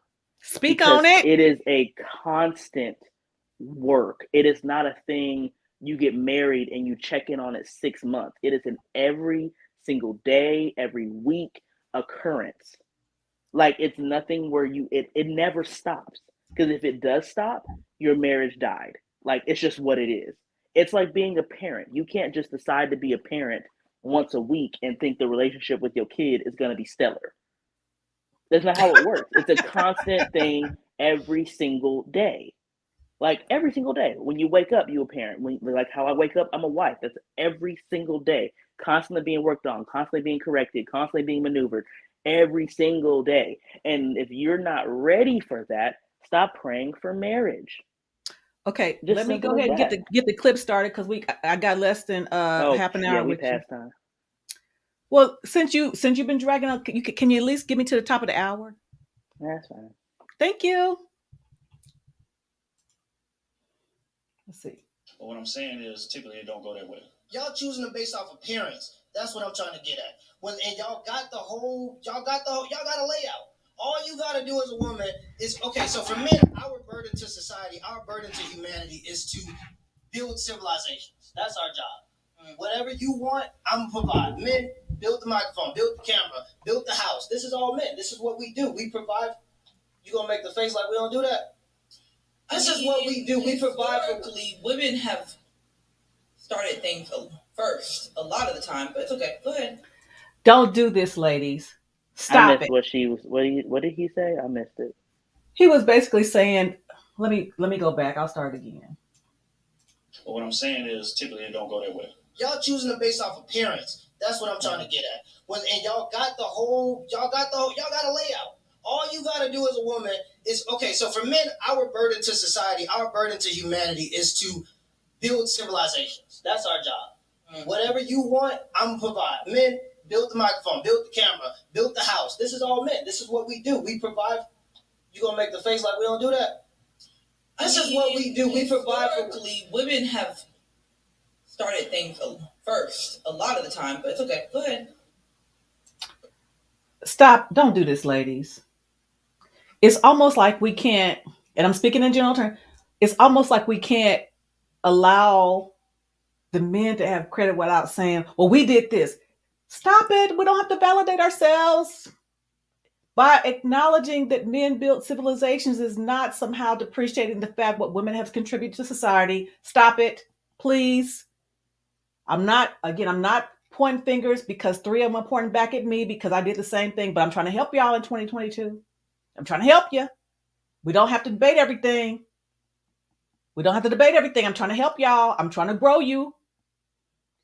Let's continue. Okay. But let's get back to the question. Okay. So the question who's the problem in 2021? Who is the problem for failed relationships in 2021? And the reason why I feel like it is men, because I feel like men have too many options. I feel like men kind of are at this point, like they find something good, but they're never satisfied. So whenever they feel like something else comes to them that might be a little bit better, unfortunately, they hop on that and they take that next option. So when I just said the statistic that 30% of men will be virgins, that didn't do anything. That didn't prove. Nothing. That didn't show to you that men don't, by and large, have the majority of the options. Men get with what they can get. Women get to choose who they want when it comes to sexual. I feel like virgins could be not shit too. So no. So everybody in your phone that you get to choose from, those are all men that are in your plethora of people you can be involved with. Now it's up for you to decide whether those men are good candidates for you to be involved with. Now that's your responsibility as a woman. Like I said, a man's responsibility is to build civilization and society. A woman's responsibility is to bring forth the next generation of society builders. That's your job. No. I feel like I have to disagree. I think she's disagreeing on the strength of disagreeing. That's what a lot of women just don't want to just accept their role. That's just what it is. Like I said, there's a role we all have to play. I'm not saying that women don't have the role of making money. That's not what I'm saying. But there's always a role to play. Yes. And it's just what it is. It's like there's a reason that God did not let man and woman bear children. He picked one of them. Okay, I got to stop you right there. And for those out, and that's going to be another video. Men cannot bear children. I know there's this thing, transgender male gives birth. Men cannot bear children. Continue, Danielle. Oh, Lord, mother. Anyway, it's just the point is that there's roles to play. And if you're not playing that role, there's dysfunction in it. It's just what it is. Now, when I'm saying that, I'm not saying that there can't be women who are the breadwinners. I'm not saying that there can't be men who stay at home with the kids. Not what I'm saying, because there's a season to everything. But I will say if there's going to be a dysfunction more often than not, it's usually when the man is not in his role or the woman is not in their role. That's usually where it comes with conflict more often than not. So it's just, that's the point. It's not saying that other dynamics do not work, but if I had to just put a guesstimation on it, anything that's going to fail is usually when someone's not in their place. Right. Let's continue. Here's another video. This is good conversation because I want y'all to learn from us now. And if y'all have friends, I'm not going to speak for men because I can't do that. But I'm saying for women, if you have girlfriends, sisters, nieces, what have you, send them this. If y'all want some relationship, y'all have better relationship, y'all need to get a hold of this. Get a hold of it. I don't want y'all to have to wait till y'all 52. Because especially if you try to be mothers, y'all need to get a hold of this. Okay, let's get back to it. 10 years in to tell me, I feel like we should go our separate ways. I feel like women build families, women build households, women build homes. So I'm gonna have to disagree with you there. How can you say that women build these things and you say that men are responsible for the failings of relationships, but the things that you listed that women are bringing to the table in relationships aren't things that men want in relationships? Maybe not what you want, but I feel like that's what the typical man wants. If I can provide for my family and my kids and I make enough money to do that by myself, why do I care about how much money you bring to the table when you want me to pay all the bills anyway? So when I ask you what you bring to the men are paying table, all the bills nowadays. when I ask you men are asking women to split checks. Women go to dinner and men are asking to go Dutch. That's because you ask for equality. Men are not paying If bills. you ask for equality, we give you what you want. You ask for society, we give you what you want. Because you're broke and because we can provide better. Oh, is that what it is? Because last time I checked, women don't make as much as men on average. Last time I checked, there's a lot of women that think they boss babes and boss B-words walking around here that's solo and angry and sad. See, I don't like that. I don't like that. So you're telling me just because you don't like it, young lady, don't mean it ain't true. Yeah, she's like super argumentative. I can see exactly why she's single. Like, because it's just like you didn't even answer his question. Yeah. Like, and the reason why I say that, because that is why I had to get my mind right. Because I'm not going to say a boss babe because I didn't have my own business, but my daughter can tell you, I went pretty high up in my career, but I was angry and by myself. Yep. And miserable. I had all the shoes, bags, trips, jewels as a jewelry by myself, and not want to be by myself. I'm just saying. It's just what it is. Like, you exude this, because I think Steve Harvey said it at one point. I can't, I'm paraphrasing, so I may not be saying it exactly, but it's like a man needs to feel needed. So if you build up your life so much to where he's not needed, it's like what can he really offer you? Like, that's why for me this isn't me personally, y'all. So I'm not saying if there's single women homeowners that I'm against it. Please hear me. I was like, but I did tell myself if I was single in my 30s, I wasn't going to buy a home until I got married. Because at that point, it's like, what do I need him for? There's nothing he can offer me now. Like, if I'm a homeowner, if I got my own business, if I got my own cars, it's literally, there's nothing he can bring to me. So I made that commitment to save that for my marriage. Like, I could live in a high rise if I was that type of chick, if I was still single. But I knew there were certain things that I wanted my husband to feel like he could give me something. It would be like, if you want to take it from a traditional aspect, usually, at least again, I could be quoting this a little bit wrong, but it's like when they used to do marriage, the man would come with a dowry, basically to buy the bride, because that's how he would be needed. If the woman came with her own dowry, it would be like, well, dang, I can't even give you that. So it makes him look lesser than. And that's just what it is. So. Okay, Micki writes, my thing is, for umpteen years, I've been trying to figure out what men want and think. Now that the men are talking like 85 going north, I'm listening and taking. But you know what? Listen, Micki, it's funny because I did shout out to the ladies, Courtney Michelle, Dana, Lucky, Marie, Lauren, Melissa, and Melissa Berry. And we did a show last week and we talked about some things from Sex and the City. And that show was aired in 1998. And it primarily focuses on Caucasian men and women relationships in New York City. But the men were saying the same thing then. And those are Caucasian men. So they've been saying the same thing. We just wasn't listening. And it's just not Black women, because again, the same issues that the men are talking about now, the Black men are talking about now, are the same things that the Caucasian men were talking about in the Sex and the City thing, even though it's a show, but the same themes. So this is not a new dynamic. We just listening now because we single as crap. So let's listen. Let's continue, because I got a little bit of time. My baby's got to go. The boss, she has to be solo. She has to be bitter. She has to be by herself. I have to disagree, because I feel like whenever men want to be a boss, whenever men want to be this like mogul, women praise them. But whenever it comes to Black men and whenever it comes to Black independent women, y'all automatically consider us bitter because we're successful, and that's not fair. Okay, listen, ladies. They don't consider us bitter because we're successful. They consider us bitter because we're bitter. No, I'm not going to say because we're bitter. They consider us bitter because we're mean. And the reason why we're mean is because when we go into these workforces, whether we're entrepreneurs or, federal employees or just in corporate America, we're mean because we've got to compete against men. Mm-hmm. We compete against men to go up the ladder.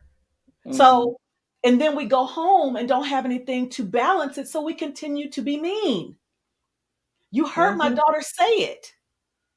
You Yep. heard my daughter say it when I asked her what she learned from me in relationships. When she watched me date as a primarily single mother, she watched me date and she said it out of her mouth, which shocked me. But I asked her so you all can hear it, that she learned that I dominated in relationships.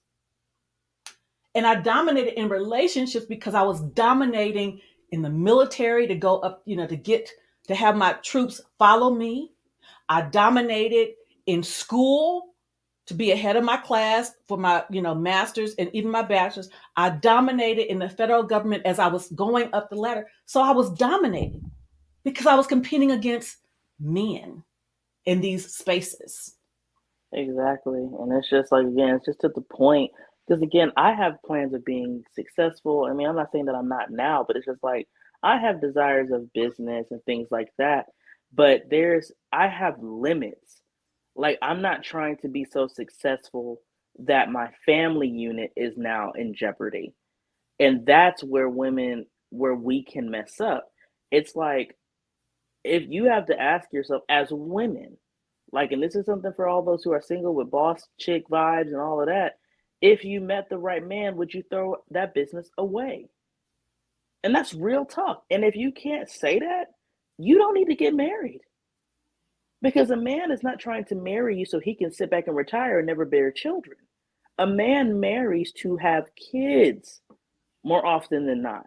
So if you in a business and you making X number of million, whatever, 100,000, whatever it is, if you can't comfortably say I'd walk away from it, you suck yourself in to the cycle of being single forever. Because there should never be something that important besides, for me, my family comes before any amounts of money that I make. And it's the same with me and my husband. We have limits. So it's just like, you have to ask yourself those kinds of, which is why he was saying women tend to be more bitter because, they make all this money and now they try to find a guy and he doesn't make the same amount of money. So now they're mad because they can't find no, eligible bachelors. But it's like, he was probably eligible, but the issue is you've built so much money up, you can't see past it now. Now you're stuck. Okay, so Lorinda Elaine has a question. Where is the grace for women who have to do what?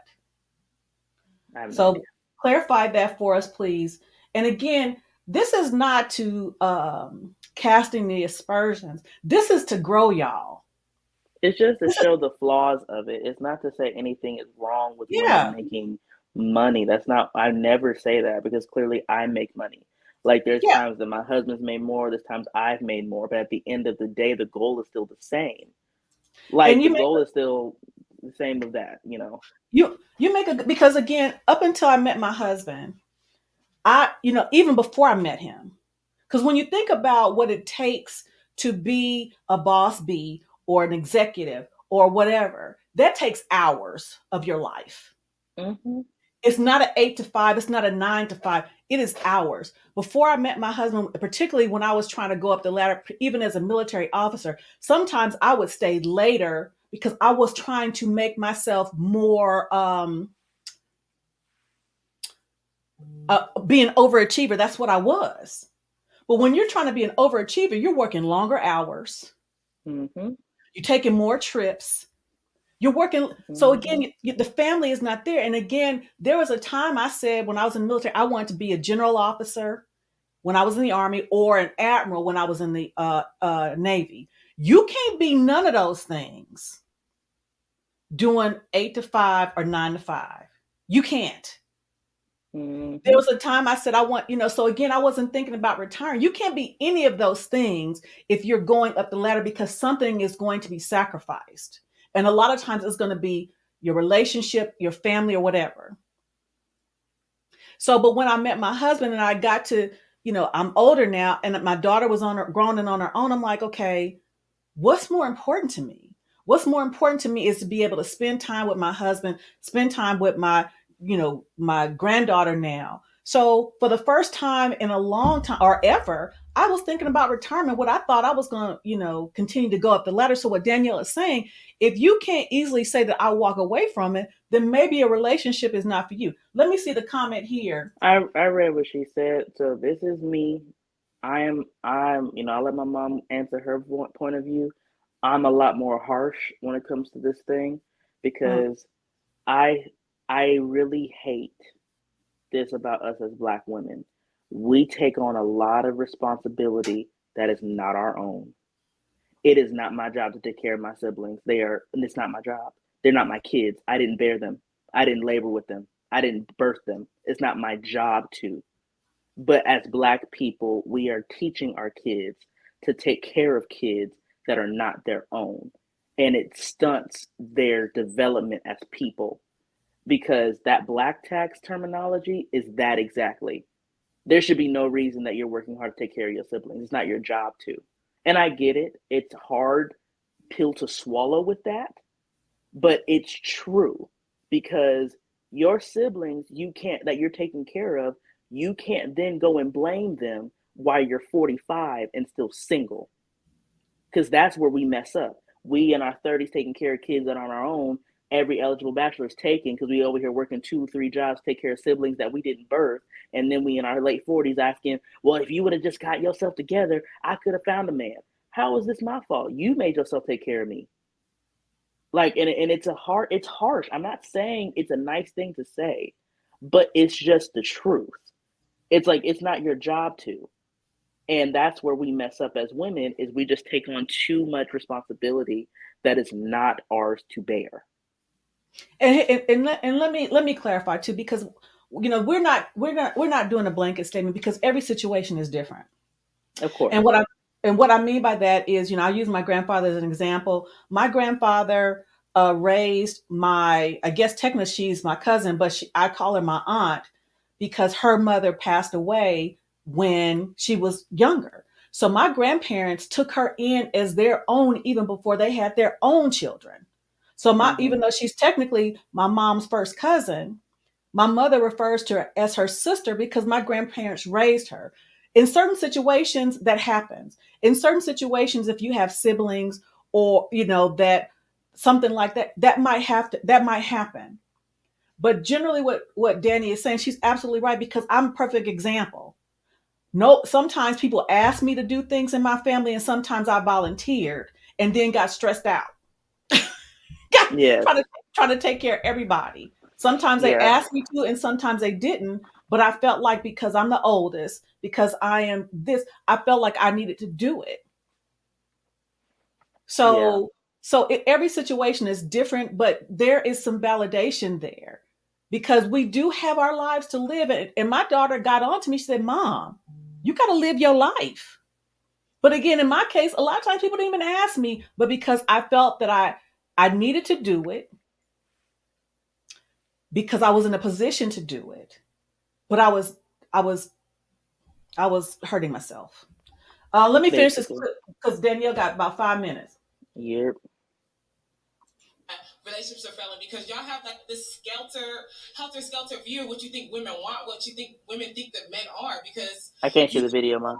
you can be the quietest in the room, and that does not make you not a tough guy. That does not make you not a good person. That doesn't make you not a man's man. No, I don't think you don't have to raise your voice to be a man. I think it typically goes like this, right? Let's just Mom, I use sex. can't see the video.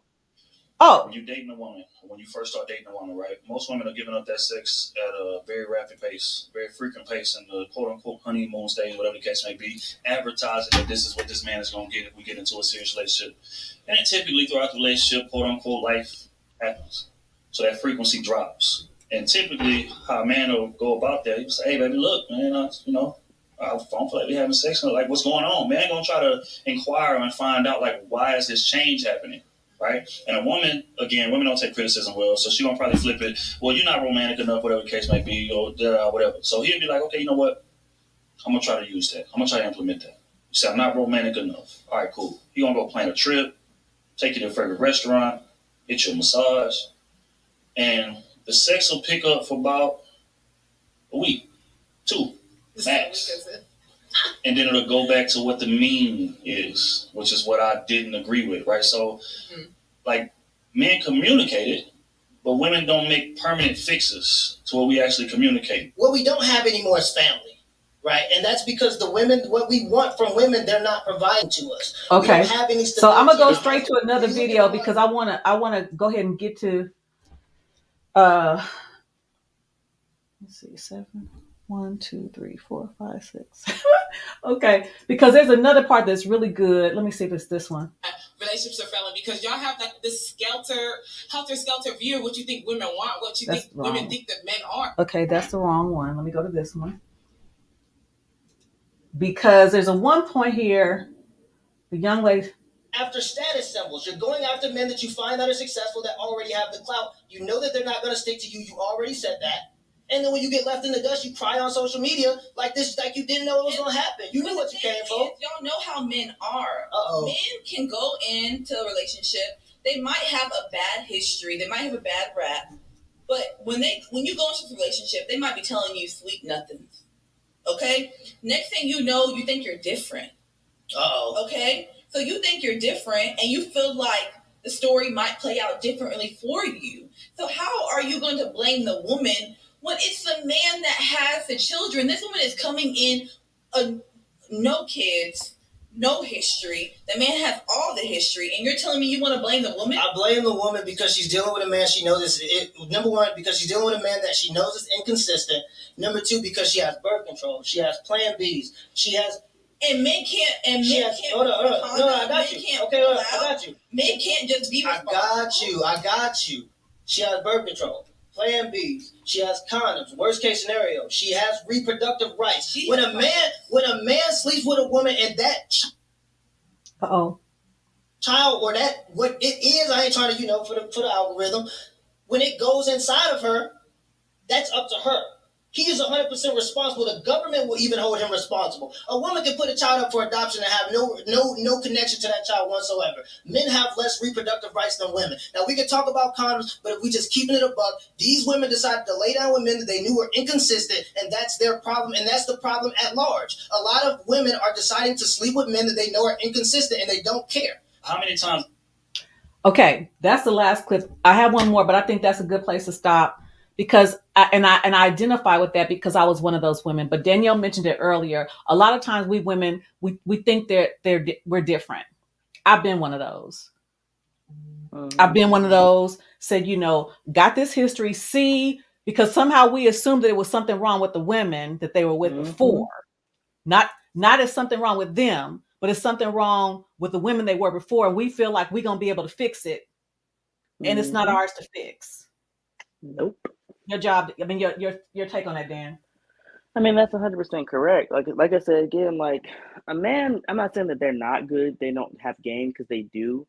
But even the best game, if a woman has discernment, you see it. Yeah. It's not. It's in your face if you just open your eyes who he really is. And the issue is we just don't open our eyes. We like to stay blind, and then want to wake up later. Like, oh, how'd this happen? It's like if you would have just opened your eyes from the beginning, you would have been seen it. It was there the whole time, So it's just that kind of stuff.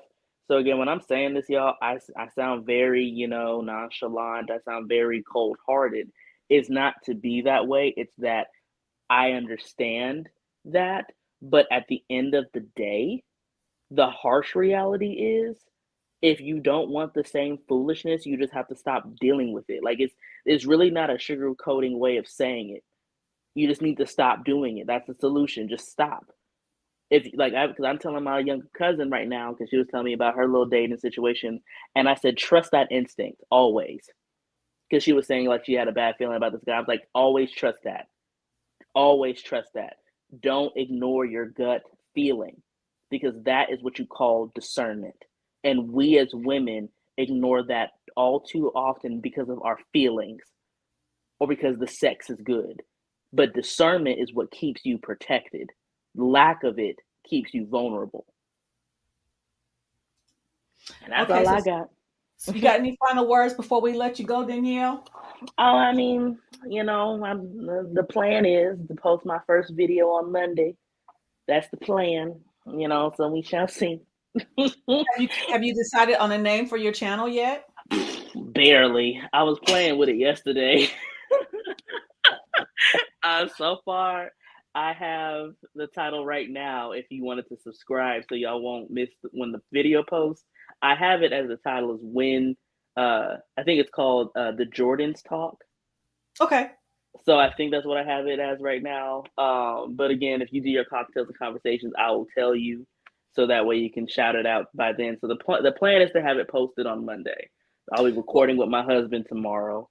Yeah, we are doing cocktails and conversations on Monday. As a matter of fact, it's a special edition because Uncle Stu and his fiance will be celebrating their anniversary on Monday. So we'll drop your title of the channel. We'll shout it out on Monday cocktails and conversations.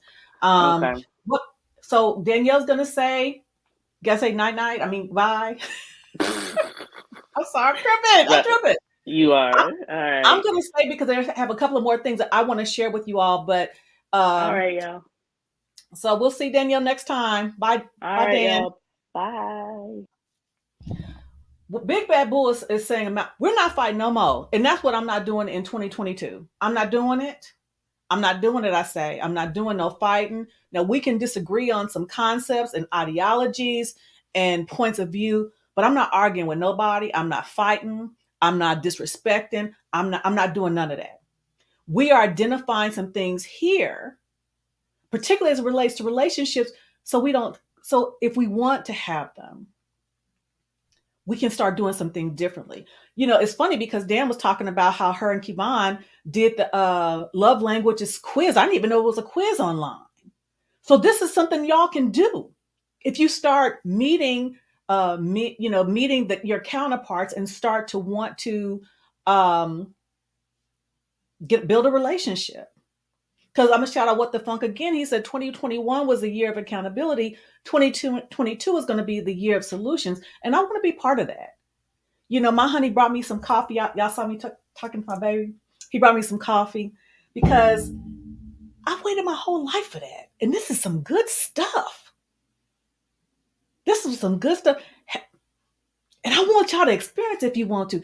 And I on the shout out to Sade. I was on her show earlier this week, and we talked about the impact, if it's a net positive or negative, as it relates to KS and the conversations that have arisen as a result of that. And I say a net positive, reason being because even if we women are not all in relationships, we will begin to do the work in ourselves, whether it be physically, emotionally,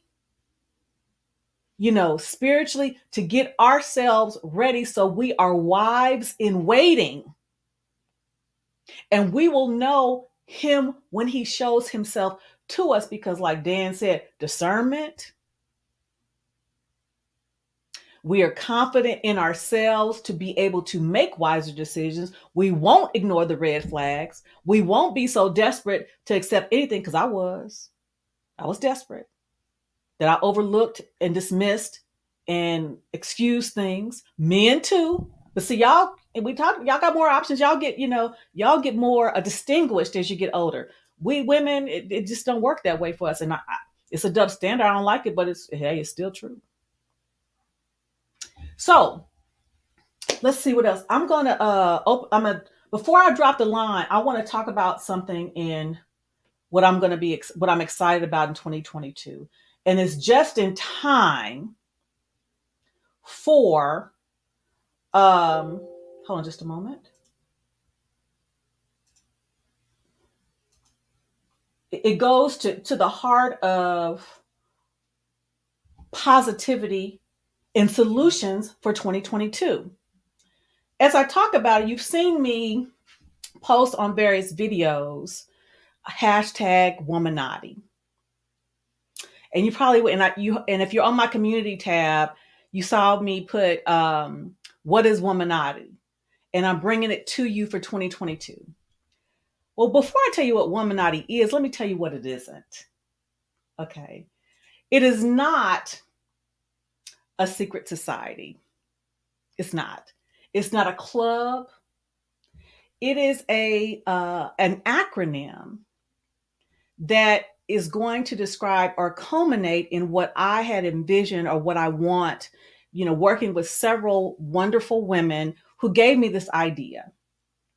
And I do that is because it goes to the idea of solutions for women. I can't say what a man needs to do. I'm not a man, but I can say what I want to try to do for women.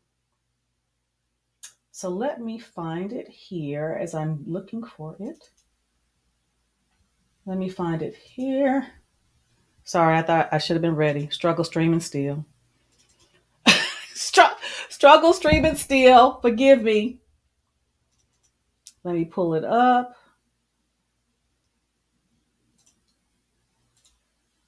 Okay.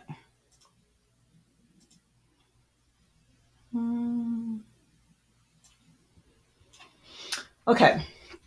So it is an idea. Oh, not one. Yes. Yes. Womanati. Yes. It's not a secret society. It's not a sorority. It's not a club. It is a concept. It is an ideology that I hope that will help women, that we can help one another to be better women. So let me find it here. Dadgummit. Bear with me, y'all. Bear with me, y'all. Keep me tight. Keep me tight. It's coming. There we go. Here it is. Let me share my screen with you all. And this is what it is. This is what it is. Uh-oh. Let me share my screen. Share my screen. Share screen. Screen. Screen. Share. Uh-oh. What's happening here? It's acting crazy. Let me stop. Let me try one more time. Please forgive me. I don't know what's going on. I'm going to try it one more time.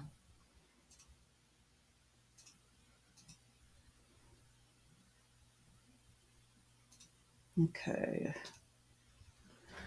So, can you all see that? Can you see it? Let me know if you can see it. Put a 1 in the chat if you can see it. What it is, we are our sister's keeper. And what Womanati is going to stand for, it is an acronym. It talks about what I would like for us to give each other as women, that we can be better in 2022 and beyond. The W is for wisdom, that we can impart wisdom to one another, that the younger women will learn from the older women and vice versa. Because as my daughter has been here, you see she's growing her mom. Okay. Optimistic. We're going to be optimistic for our future, but we're also going to be realistic. We can't operate in the same vein and expect to get what we want. And it's not even about the man. Am I operating in my best self? Physically, am I moving my body? Mentally, am I exercising my mind? Am I getting my mind right? Am I getting crap out of my mind? Am I stopping? Am I not entertaining the bull crap? Majestic. We are regal. I want to get class back. I want to get sophistication back. I want to get, okay, y'all call it femininity. Okay, being a lady, I want to get it back. I want to get it back. Sexy has always been out there. But my mom said, back when I was in college, when I was like y'all, my mom said, you want to leave something to the imagination. You don't want to give it all out, i.e. titties and ass. We are regal. That's majestic. That's what I'm talking about. We are accountable. Accountability means if I'm your sister, your auntie, I'm not co-signing on your bull crap. Keeping each other accountable is not telling you what you want to hear. It's telling you what you need to hear. What you do with it is up to you. That's accountable. I'm not going to co-sign on your bullshit, bull crap. If you need to move different, I'm going to say that. Now, if you choose not to, that's on you. But it's like somebody walking out on a train track and you see the train coming and you don't tell them the train's coming. I'm going to tell you the train is coming. And in the womanati, the women who have like minds, that's what we're going to do up in here. But we're also going to be nurturing. We're going to be nurturing. We're going to point you in the right direction. If it mean counseling, we're going to provide resources to where you be at.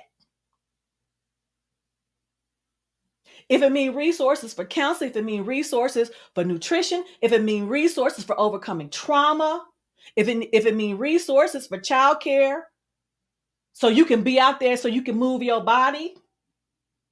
Resources, that's what we're doing up in here. That we're nurturing. We're gonna provide a space for you to cry.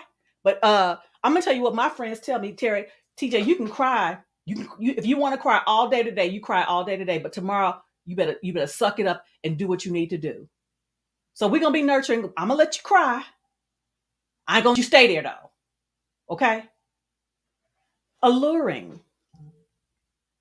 We're gonna alluring, choosing signals, smiling.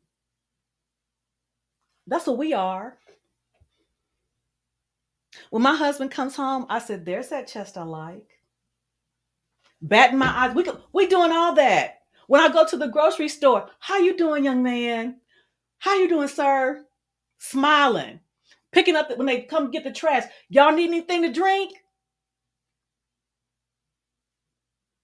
Ladies, we're alluring. We're not throwing it out, but we're alluring. We're sensual. No, we're not twerking. We don't do that here. Now you can do it for your husband when you get one. I ain't saying nothing. But in the meantime, no, we ain't doing that.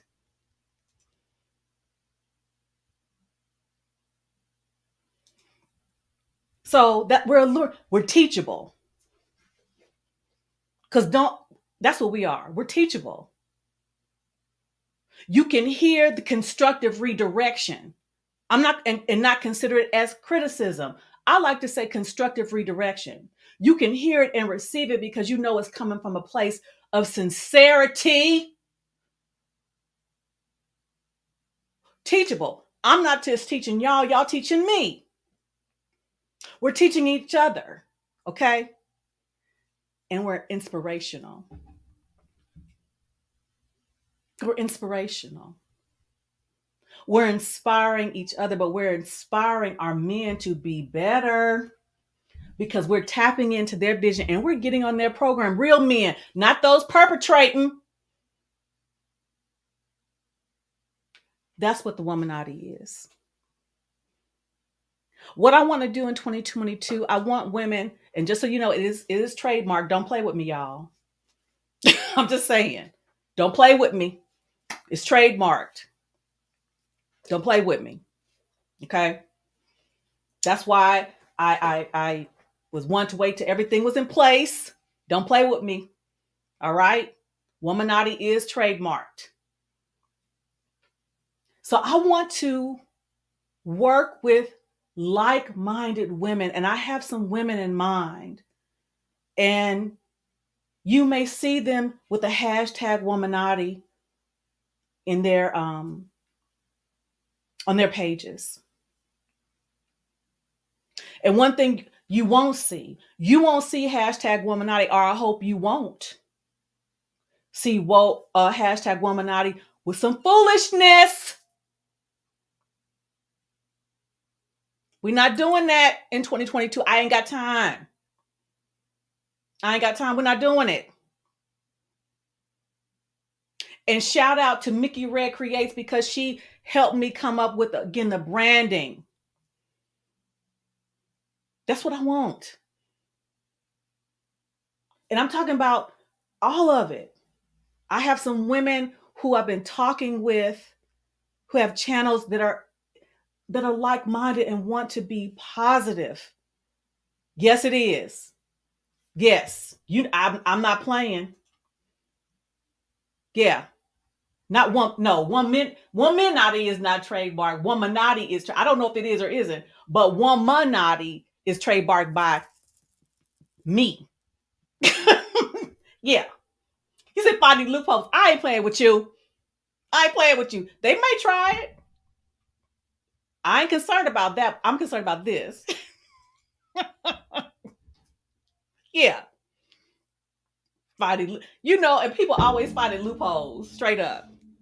But that's what we're doing. So I'm working with Micki-Redd Creates, because what I want us to do, we're gonna once I and continue to surround myself with like-minded women, hopefully in 2022 we will collaborate, maybe once or twice a month, or however, again, it's still a brain trust. But each person, when you go to the various channels, you will see the same consistent theme of wisdom, optimism, majesty, accountability, nurturing, alluring, teachable, and inspiring. And none of that has bull S in it. None of it. That's what you will see. So now I'm going to drop the link because I'm excited for this year. I'm excited. And I thank to each and every one of you who subscribe, the people that I've collaborated with, people who have given me creative ideas, people who have brought me on their platforms. And I'll give a shout out to straight out the gate to Le Peep Network, because had he not allowed me to come up onto their platform early on, many of you wouldn't even know who I am. And I give credit where credit is due. Good point, What the Funk. Good point. May need to go ahead and do that. Yes, I'm about to grow them.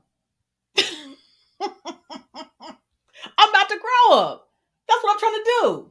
Okay? Thank you. So I'm about to drop the link for anybody who wants to come up and holla, because Mr. Randolph is home. I don't play with my baby's time. I told he was working out this morning. I said, ooh, I'm giving you that yummy look. So this is what we're doing. I'm excited. So again, what Womanati is not, it is not a secret society, it is not a sorority, it's not a club. It is an ideal. It is an ideal. It is what I aspire for us to be. And like I said, for those who want to be wives, to be, that are not wives, prepare yourself to be a wife in waiting. Because even in a wife in waiting, well, you are joyful. And I'm going to tell you, one of the things that helped me get my mind right, I didn't want to be bitter. And I felt myself becoming that. And you become that when you have nobody to bounce your shit off of, or to balance your crap off of. And then you continue to co-sign or allow others to co-sign your crap. And I tell you, I've only been married, a little over 2 years, but I've never been happier. And it's not to say it's not work, because it is, but it is labor of love every day. So I'm bringing in Uncle Stu. What up, bro? What's going on, big sis? I just want to congratulate you on the vision. It is awesome. It is awesome. So I salute you. Thank you. I want to thank you for getting ready to celebrate my 1-year anniversary with you. So yes. Thank you. I'm going to bring up Mr. Bennett. I think this is the first time I've had Mr. Bennett on my stream. Mr. Bennett. Good afternoon. Thank you for having me on. How you doing? So I'm nice doing to well. meet you in person. Likewise. I should have did it a while ago, but just from day one, I just really appreciated your content. And when you and Danny get on, then that's when my notebook comes out. So I've been very blessed by the content you guys have been giving, and so yeah, I've been a fan ever since. So I'm glad to see that you're prospering and these new ideas that are coming out for 2022. And so I just wanted to say hello finally, and certainly looking forward to helping out any way I can, being a contributor. I'd love to be a part of a panel, anything that you may put together. I'm certainly open to that. Uncle Stu, appreciate you, bro, and everything that you're Thank putting you, out sir. there. And so this is fun. I feel like I'm on Hollywood Squares. So I'm looking to the left and to the right Yeah, and down and up, or the Brady you going Bunch, either old one, Brady school. Bunch or Hollywood Squares. They So don't know nothing about that. They don't know nothing about it. see, we got to grow, like you said, we got to grow up. That was good stuff back then. We got to grow up. So Hollywood Squares, the Brady Bunch, it's all Yeah, good having these squares and so it's fun. I appreciate it. absolutely. Do you have anything else you want to add? No, just I made a comment when you said when I saw the topic for the show, the Battle of the Sexes. The first thing I think I dropped it in the comments. The first thing I thought about was again old school reference. So you have to excuse us Gen Xers again, but that movie War Games. I don't know if you ever saw that movie, Matthew Broderick back in the '80s. You ever see that movie? Yes, yes, I did. Yes, when he So hacked What, in. what, what you know yeah, about them 80s movies? You don't look like you know nothing about them hey, 80s I'm movies. I'm 52, bro. I'm in the Gen X Okay. All right. community, so I'm just trying to. I can't stop the aging process, but I'm just trying to slow it down. Just finished the workout this morning, me and my wife, and so we just trying to slow it down, but trying to age gracefully. All right. But yeah, yeah. But what I was interesting about that movie was the end, and I think the message of the movie came at the end, where if you remember, the computer was about to get the launch codes to launch the real missiles. But Mm-hmm. before he launched the missiles, he started going through these scenarios. So like all these strategies that were in there, and at the end it would say winner none. And Mm, because the idea was like a global nuclear war between the United States and Russia, which ironically is almost like this battle of sexes between men and women. If you really think about it, it's unwinnable. If we keep mm. warring with one another, we can't win. If Wow. you want to talk about black people in particular, black people can't win. ADOS can't win. Black Americans, no one can. No one's going to win this thing. But all the scenarios it kept going through, and it was like thousands that would just be none, none, none. So we got to take this out of this battle space into, as you Yes. said earlier, this solution space where how can men and women get together? How can we build relationships? How we can build a community? How we can build families? How we can build marriage and make marriage more attractive?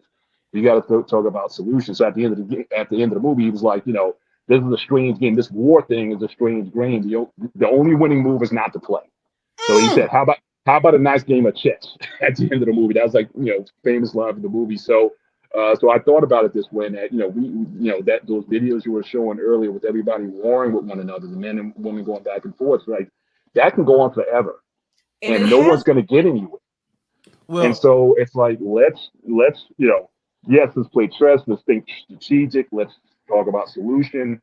But this idea of war, like I'm at war with my sister, I'm at war with my brother, we can't win that. Just like the US and Russia is an unwinnable war, it's the same thing here. And we need to start thinking differently, like rather than coming ready for war, let's be ready with some solutions. So that's what I thought about when I saw the title. That was the first thing that came to my mind, was that old movie. So for the young people, look it up. It's a great movie, Cold War movie. Look, it's definitely worth seeing.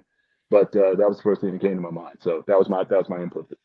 and I would like to even challenge that word, because for me this year it's not really a war.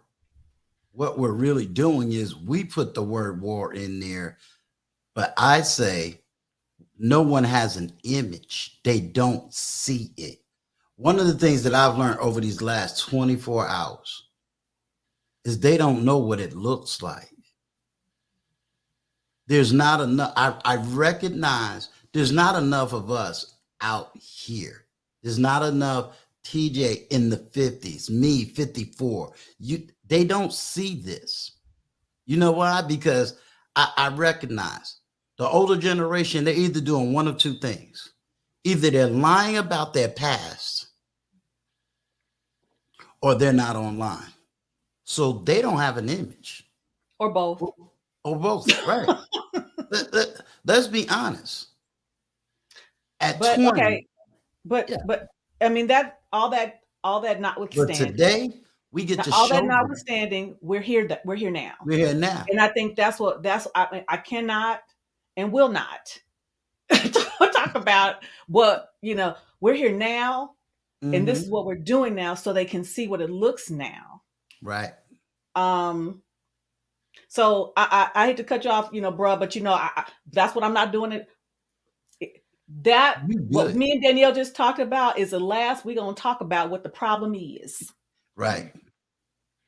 That's the last we're gonna talk about it. Because again, going back to the womanati, if you want something different, because you got to start like Michael Jackson, start with the man in the mirror, start with the woman in the mirror. That's what we're gonna do up in here, Up in here. up in here. Oh Lord, up in here, up in here. Up in here. Yeah. So that's what we're gonna do, and because everybody doesn't want to be married, and that's your. But if you do, but I tell you what, one thing I can say for sure, everybody don't want to be bitter. That much I can guarantee you. Yeah. That much, whether you want to be married or not, you don't want to be bitter. That much I guarantee. Mm-hmm. And again, what we're doing now is to say, and here's the thing: when we offer constructive redirection, whether it be to men or women, we have to learn to say, you know what? I'm sorry, I got it wrong. I don't know everything. Let me course correct. And I think we've come to a place that many times we just can't say I'm sorry. And I'm grateful for my military training, because one of my mentors said, he says, TJ, if you mess up, just say you messed up. Your troops will appreciate you being honest about it. And if you don't know, say you don't know. I'll look it up and get back to you. Seriously, I'll look it up and get back to you. So that's what we want to do, because see what we've come to a place. Remember, see, y'all old heads, y'all can get with me. We grew up in a time when we were told there's no such thing as a stupid question. Mm-hmm. But now we're in a society where everybody feel like they got to have an answer. Yes. Even when you don't. Yes. That's the difference. And because you feel like you got to have the answer, there's no way you're going to admit you're wrong. Because if I admit it wrong, that means I'm weak. I'm weak. Okay, I'm weak. But help me get strong now. Mm-hmm. That's what we're here for. So we got Courtney Michelle in the house. What you got? Well, awesome stream. So thank you for the reaction video. Thank you for your wisdom. And so I'm excited about 2022, and I'm on board. I think Womanati is absolutely phenomenal. I think that we need to be obviously resolution based, but start talking about it. And like you said before, I'm tired of fighting people, I'm tired of arguing with the folks. It's like, we're much more than that. I'm tired of perpetuating negativity. So I am with you in like 2022, regardless of what everybody else is doing. I know that I'm in a space where I am peaceful, it's tranquil over here, and I am resolution based. So I'm excited for it. And I rock with you, TJ. So I'm here. Uncle Stu, that your party was lit last night. Congratulations. Thank you. I will say this about you. If anybody want to know how to do it the right way on this platform, look at TJ, look at Uncle Stu. Uncle Stu, within the past 3 weeks, you have shot up more than doubled. And you've done it being consistent, being positive, and showing support to people. When you do good to folks, it comes back tenfold. So I am excited for your growth. TJ, you as well. Paul, you're my guy. So it's always good to see you. But I'm with it. I'm super excited. And I think it's important that we do get older folks, to start talking, because in this space we don't hear it. Especially women that admittedly are 40 and above. I'm not yet. But okay. You got about 10 more years to go. I need to be 25. But I think it's important because you have a voice. And this space, once you hit 35, 40, life doesn't stop. We still want to love. We still want companionship. We still go through stuff, and it needs to be heard. So you are important. Uncle Stu, you're important. TJ, you are important. And you know, I'm gonna support you as much as I can. So I thank All you right. guys. Thank Absolutely. you. Okay, Mr. Absolutely. Bennett, I'm gonna What drop the fuck? you down. Huh? Yeah, go ahead. What the fuck? I'm sure he wants to argue. Okay, I know what he's on here for. I'm looking at his face like That's why wait. I'm always trying to give us solutions. I'm not here to argue. He wanted to debate. I Anyway, told you I no, have we'll no have smoke. that conversation. We was going back and forth in the chat. It was good back and forth. I think that was a conversation that needs to be had. You asked a simple question. I gave a simple answer. Yeah, but solutions wise, I'm always down. I have a solution about what we can be doing in this space for 2022. But you guys can go ahead and continue, and I'll wait until it's my turn. Well, It no, is you your go ahead. turn. I'm gonna let y'all go because I'm cooking. Okay, Mr. Bennett and Courtney, I'm gonna drop y'all down. Sounds good. Sounds good. Again, thanks to you. Look forward to hearing from you in the future. Reach out anytime. All right. I got Take the care, email. God bless. I'll be getting back to you. Okay, will do. Take care. Bye bye. What the funk? What you got? Okay. Like I said, 2022 is about solutions. I think this kind of ties into two things. One, about what Courtney was asking is, why is this narrative permeating in this space? It's because we've kind of been told this for the longest, that men are not, that the baby's fathers are not good men. We've heard this since the beginning of time. Now, what happened earlier on Security Boss's stream was very enlightening. She kind of spoke about how her father ended up having multiple children and just kind of admitted it in the last bit. And the mother knew about it. And as she was growing up, her mother was always telling her not to get married. And so even though we have a lot of women who are kind of wanting the idea of marriage, deep down, they're actually very much afraid of what marriage will look like and what men will do in that marriage. And so I think that we as a young people, we're kind of getting the brunt of that. And so now we have this huge back and forth because we're like, we're not those men. And then we also have seen men who have tried to do the right thing and they've been punished unjustly in the court system. The solution would be this. We have a lot of people in this space that people are saying, well, they might be chameleons. And all the guys are saying, oh, well, these women are coming in this space and they're getting more views and blah, blah, blah. And they're getting angry. I say we need these women in this space because, again, what's the alternative? Them being on the other side and saying that they don't want the men? So I think the solution will be if we actually put a coalition like you built and we have women start to actually have conversations at historical Black colleges, at the Black church, and really starting to speak to those people about the narrative that's been permeating and change it, because it is an agenda that Black men are not good fathers. And the thing is that we actually have to get those women who are not seeing their grandkids because of the pettiness that some women are doing.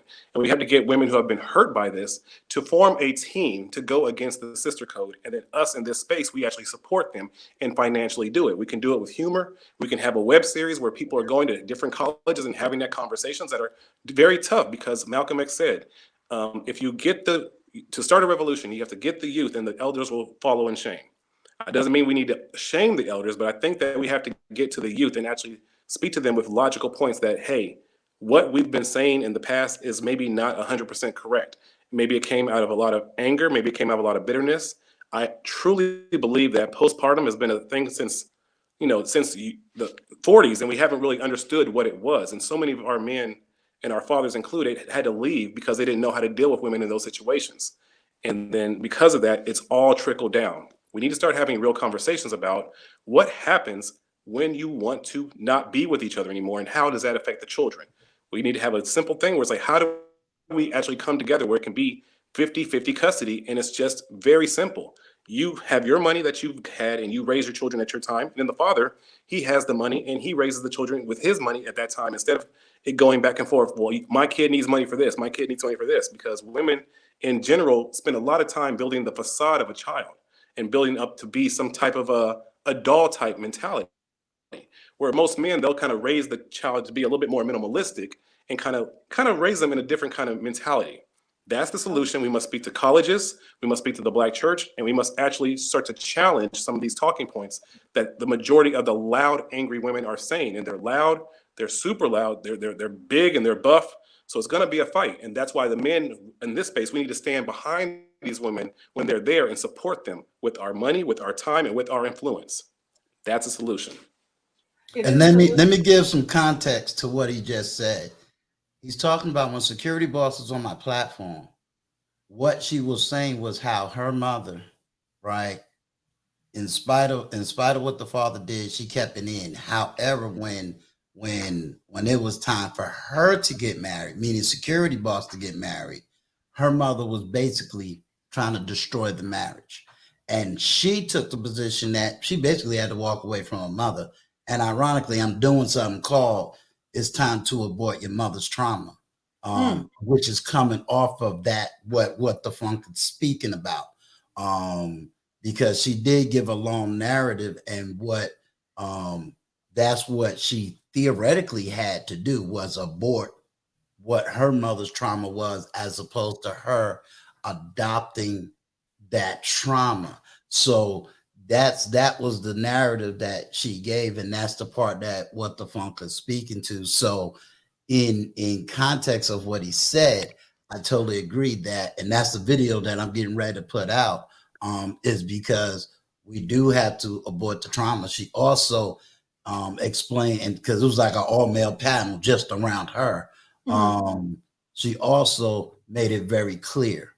It was a historical time where men didn't speak up. Now men are speaking up, and there's a lot of pushback from the woman.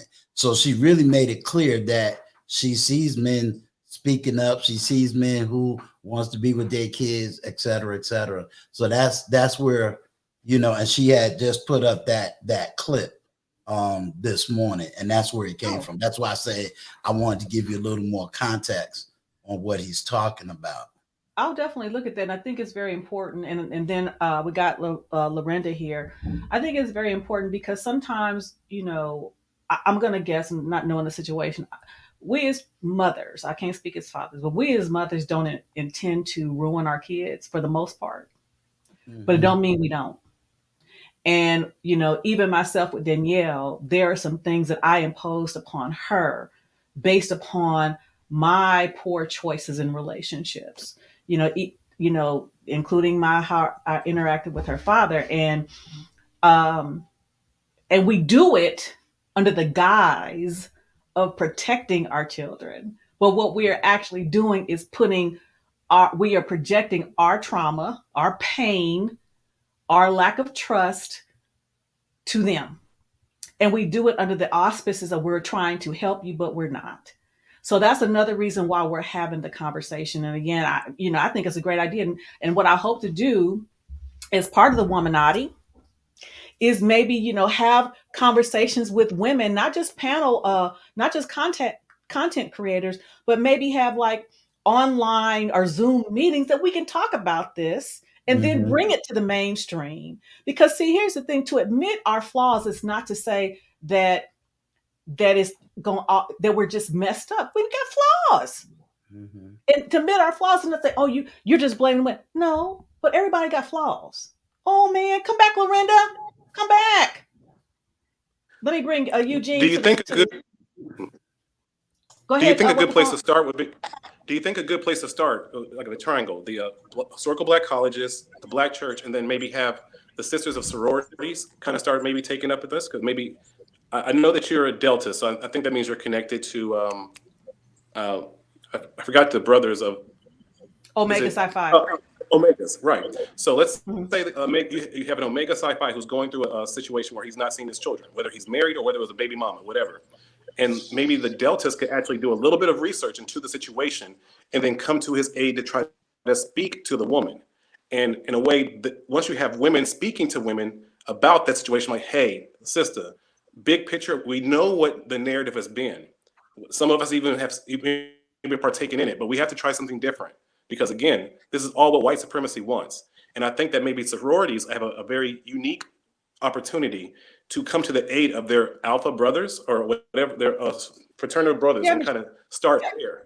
And then on the man side, men who of that fraternity can start to kind of hold men accountable on some of the things that they're doing about, because let's keep it 100. A lot of men, when they want to see their kids, they try to come in like, well, if I'm getting sexual favors, I'll come and see my child. Or if this is happening, I'll come see my child. And that's just as toxic as well. If the woman wants to move on, let her move on.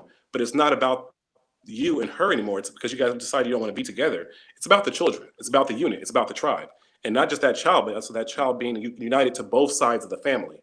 It's not just the fact that you're cutting off the child from the father, you're cutting off the child from an entire legacy and a whole generation of kin that he or that child could be knowing. I like that. And I'm thinking in my head some of my sorrows I can reach out to. Okay. Okay. We got All right. Lorraine You guys go ahead here. and start cooking. And I said my piece, and I hope you guys, we need your voices in 2022. We really do. And like I said, we've been pointing fingers enough. But I think Yes. if you break this down logically, we can come up with real solutions that actually start to change things. I agree.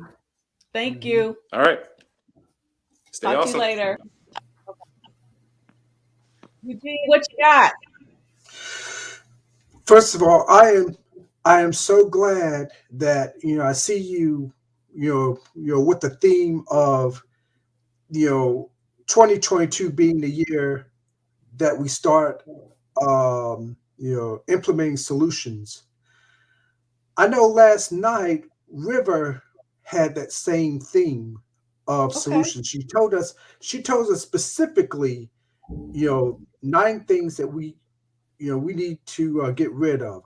I forgot exactly what the 9 things were, but I know one of them was like ego, and here seeing the pattern, and I would like to see you know more of that pattern throughout 2022. So I'm thankful that you and River started this pattern off. Thank you. Thank you, Eugene. I'm trying. Listen, I'm trying. Like I said, I started this thing to try to help me in my, in my mental challenges, but it's kind of, because I don't know if you know, but when I started, it was just me again for myself. But I invited my daughter on one time, and the rest is history. The rest is history. People love hearing from her. Let me get Lorinda in here and hold that thought, Eugene. Welcome, Lorinda.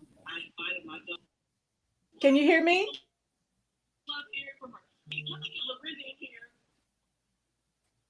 Can you hear us? She sound like she got YouTube on in the back. Yeah. Can you turn YouTube off in the back? I'm not sure why this thing. Uh-oh. Look, your connection is not working, hon. I'm gonna have to drop you down. I'm sorry, sweetheart. It's not coming through. Okay, so Eugene, as you were saying, Yeah, all I wanted to say is I would like to see this pattern continue about content creators being more solution oriented in 2022. And again, I want to thank you and River for starting that pattern off. I appreciate it. Again, I want to try to be positive. I mean, and again, being positive doesn't mean that everything is going to be, like I said, sunshine and rainbows and unicorns. Of But course. the optimism, going back to the one womanality, the optimistic, optimism for our future, what we can do to better ourselves and to humble ourselves, to humble ourselves, to say, I got some stuff I need to work on. If it don't be nothing but being smiling and laughing, I tell you what, I laugh so much more now, and I'm just as silly as I can be with my honey.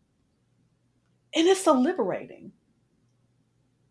But if I was scowling all the time, I doubt that I'd be Mrs. Randolph right there. I just think, what I'm saying? So that's what I'm talking about. Positivity and optimism. Let's lighten our own load if we can. I don't care whose fault it was. Let it begin with me. Let it Oh yeah, begin with me. absolutely. Absolutely. So, last words before I close it out, because me and Mr. Randolph, we got to go to Home Depot. No, that's all I got, and I really appreciate you letting me on. Absolutely. And Happy New Year, Eugene. Happy New Year. Take care. Uncle Stu, And last words. Happy New Year to you and yours. And We'll see you in a couple more days. Absolutely. All right. All Bye. right. Bye-bye. Listen. Today was a great day. I thank everybody who watched, who came in, and what the funk. Send that to me. As a matter of fact, send me this message on IG because I'm gonna begin with a panel, maybe comprised of some of my sorority sisters that are throughout the country, and to get their thoughts on it and start chopping it up. So please send me that to my IG because you gave me a good idea. I like it. I like it. Thank everybody for the super chats. I'm so glad that you all supporting. I'm grateful. I'm humbled. By Monday, I should have my daughter's channel and I'll shout it out. But again, I'm going to let's see what I can find here. Yeah, I'm going to close it out with, again, I'm post up what Womanati stands for, and this is what we're doing in 2022. Women, we're gonna get there. So funny as the last thing on that, the video when we were watching the men and women go back and forth, I was listening to a lot of fast talking from the women, talk, and I say I'm smiling because it was me. It was me. It was me. And that's okay. We can slow it down. We can breathe, not respond. It's okay. It's all right. So, with that, again, I thank y'all. Y'all have a wonderful Saturday, a wonderful new year. Me and Mr. Randolph are about to go to Home Depot. And until next time, shout out to Black Men Unfiltered. Wait a minute. The Intentional Millionaire. Thank you, hon. See, you know what time it is. You know what time it is. Yes. Okay. No. I'm retired, so I just want to. No, I'm thinking about reaching out to the Saras, like I said, and start there. You got to start where you are, and those who you can touch. So my Saras that I know personally, I can touch them and see if they want to be a part of that. Yes, I'm trying to grow people as I grow. Okay, you have a great day. Great day. Till next time. Ciao.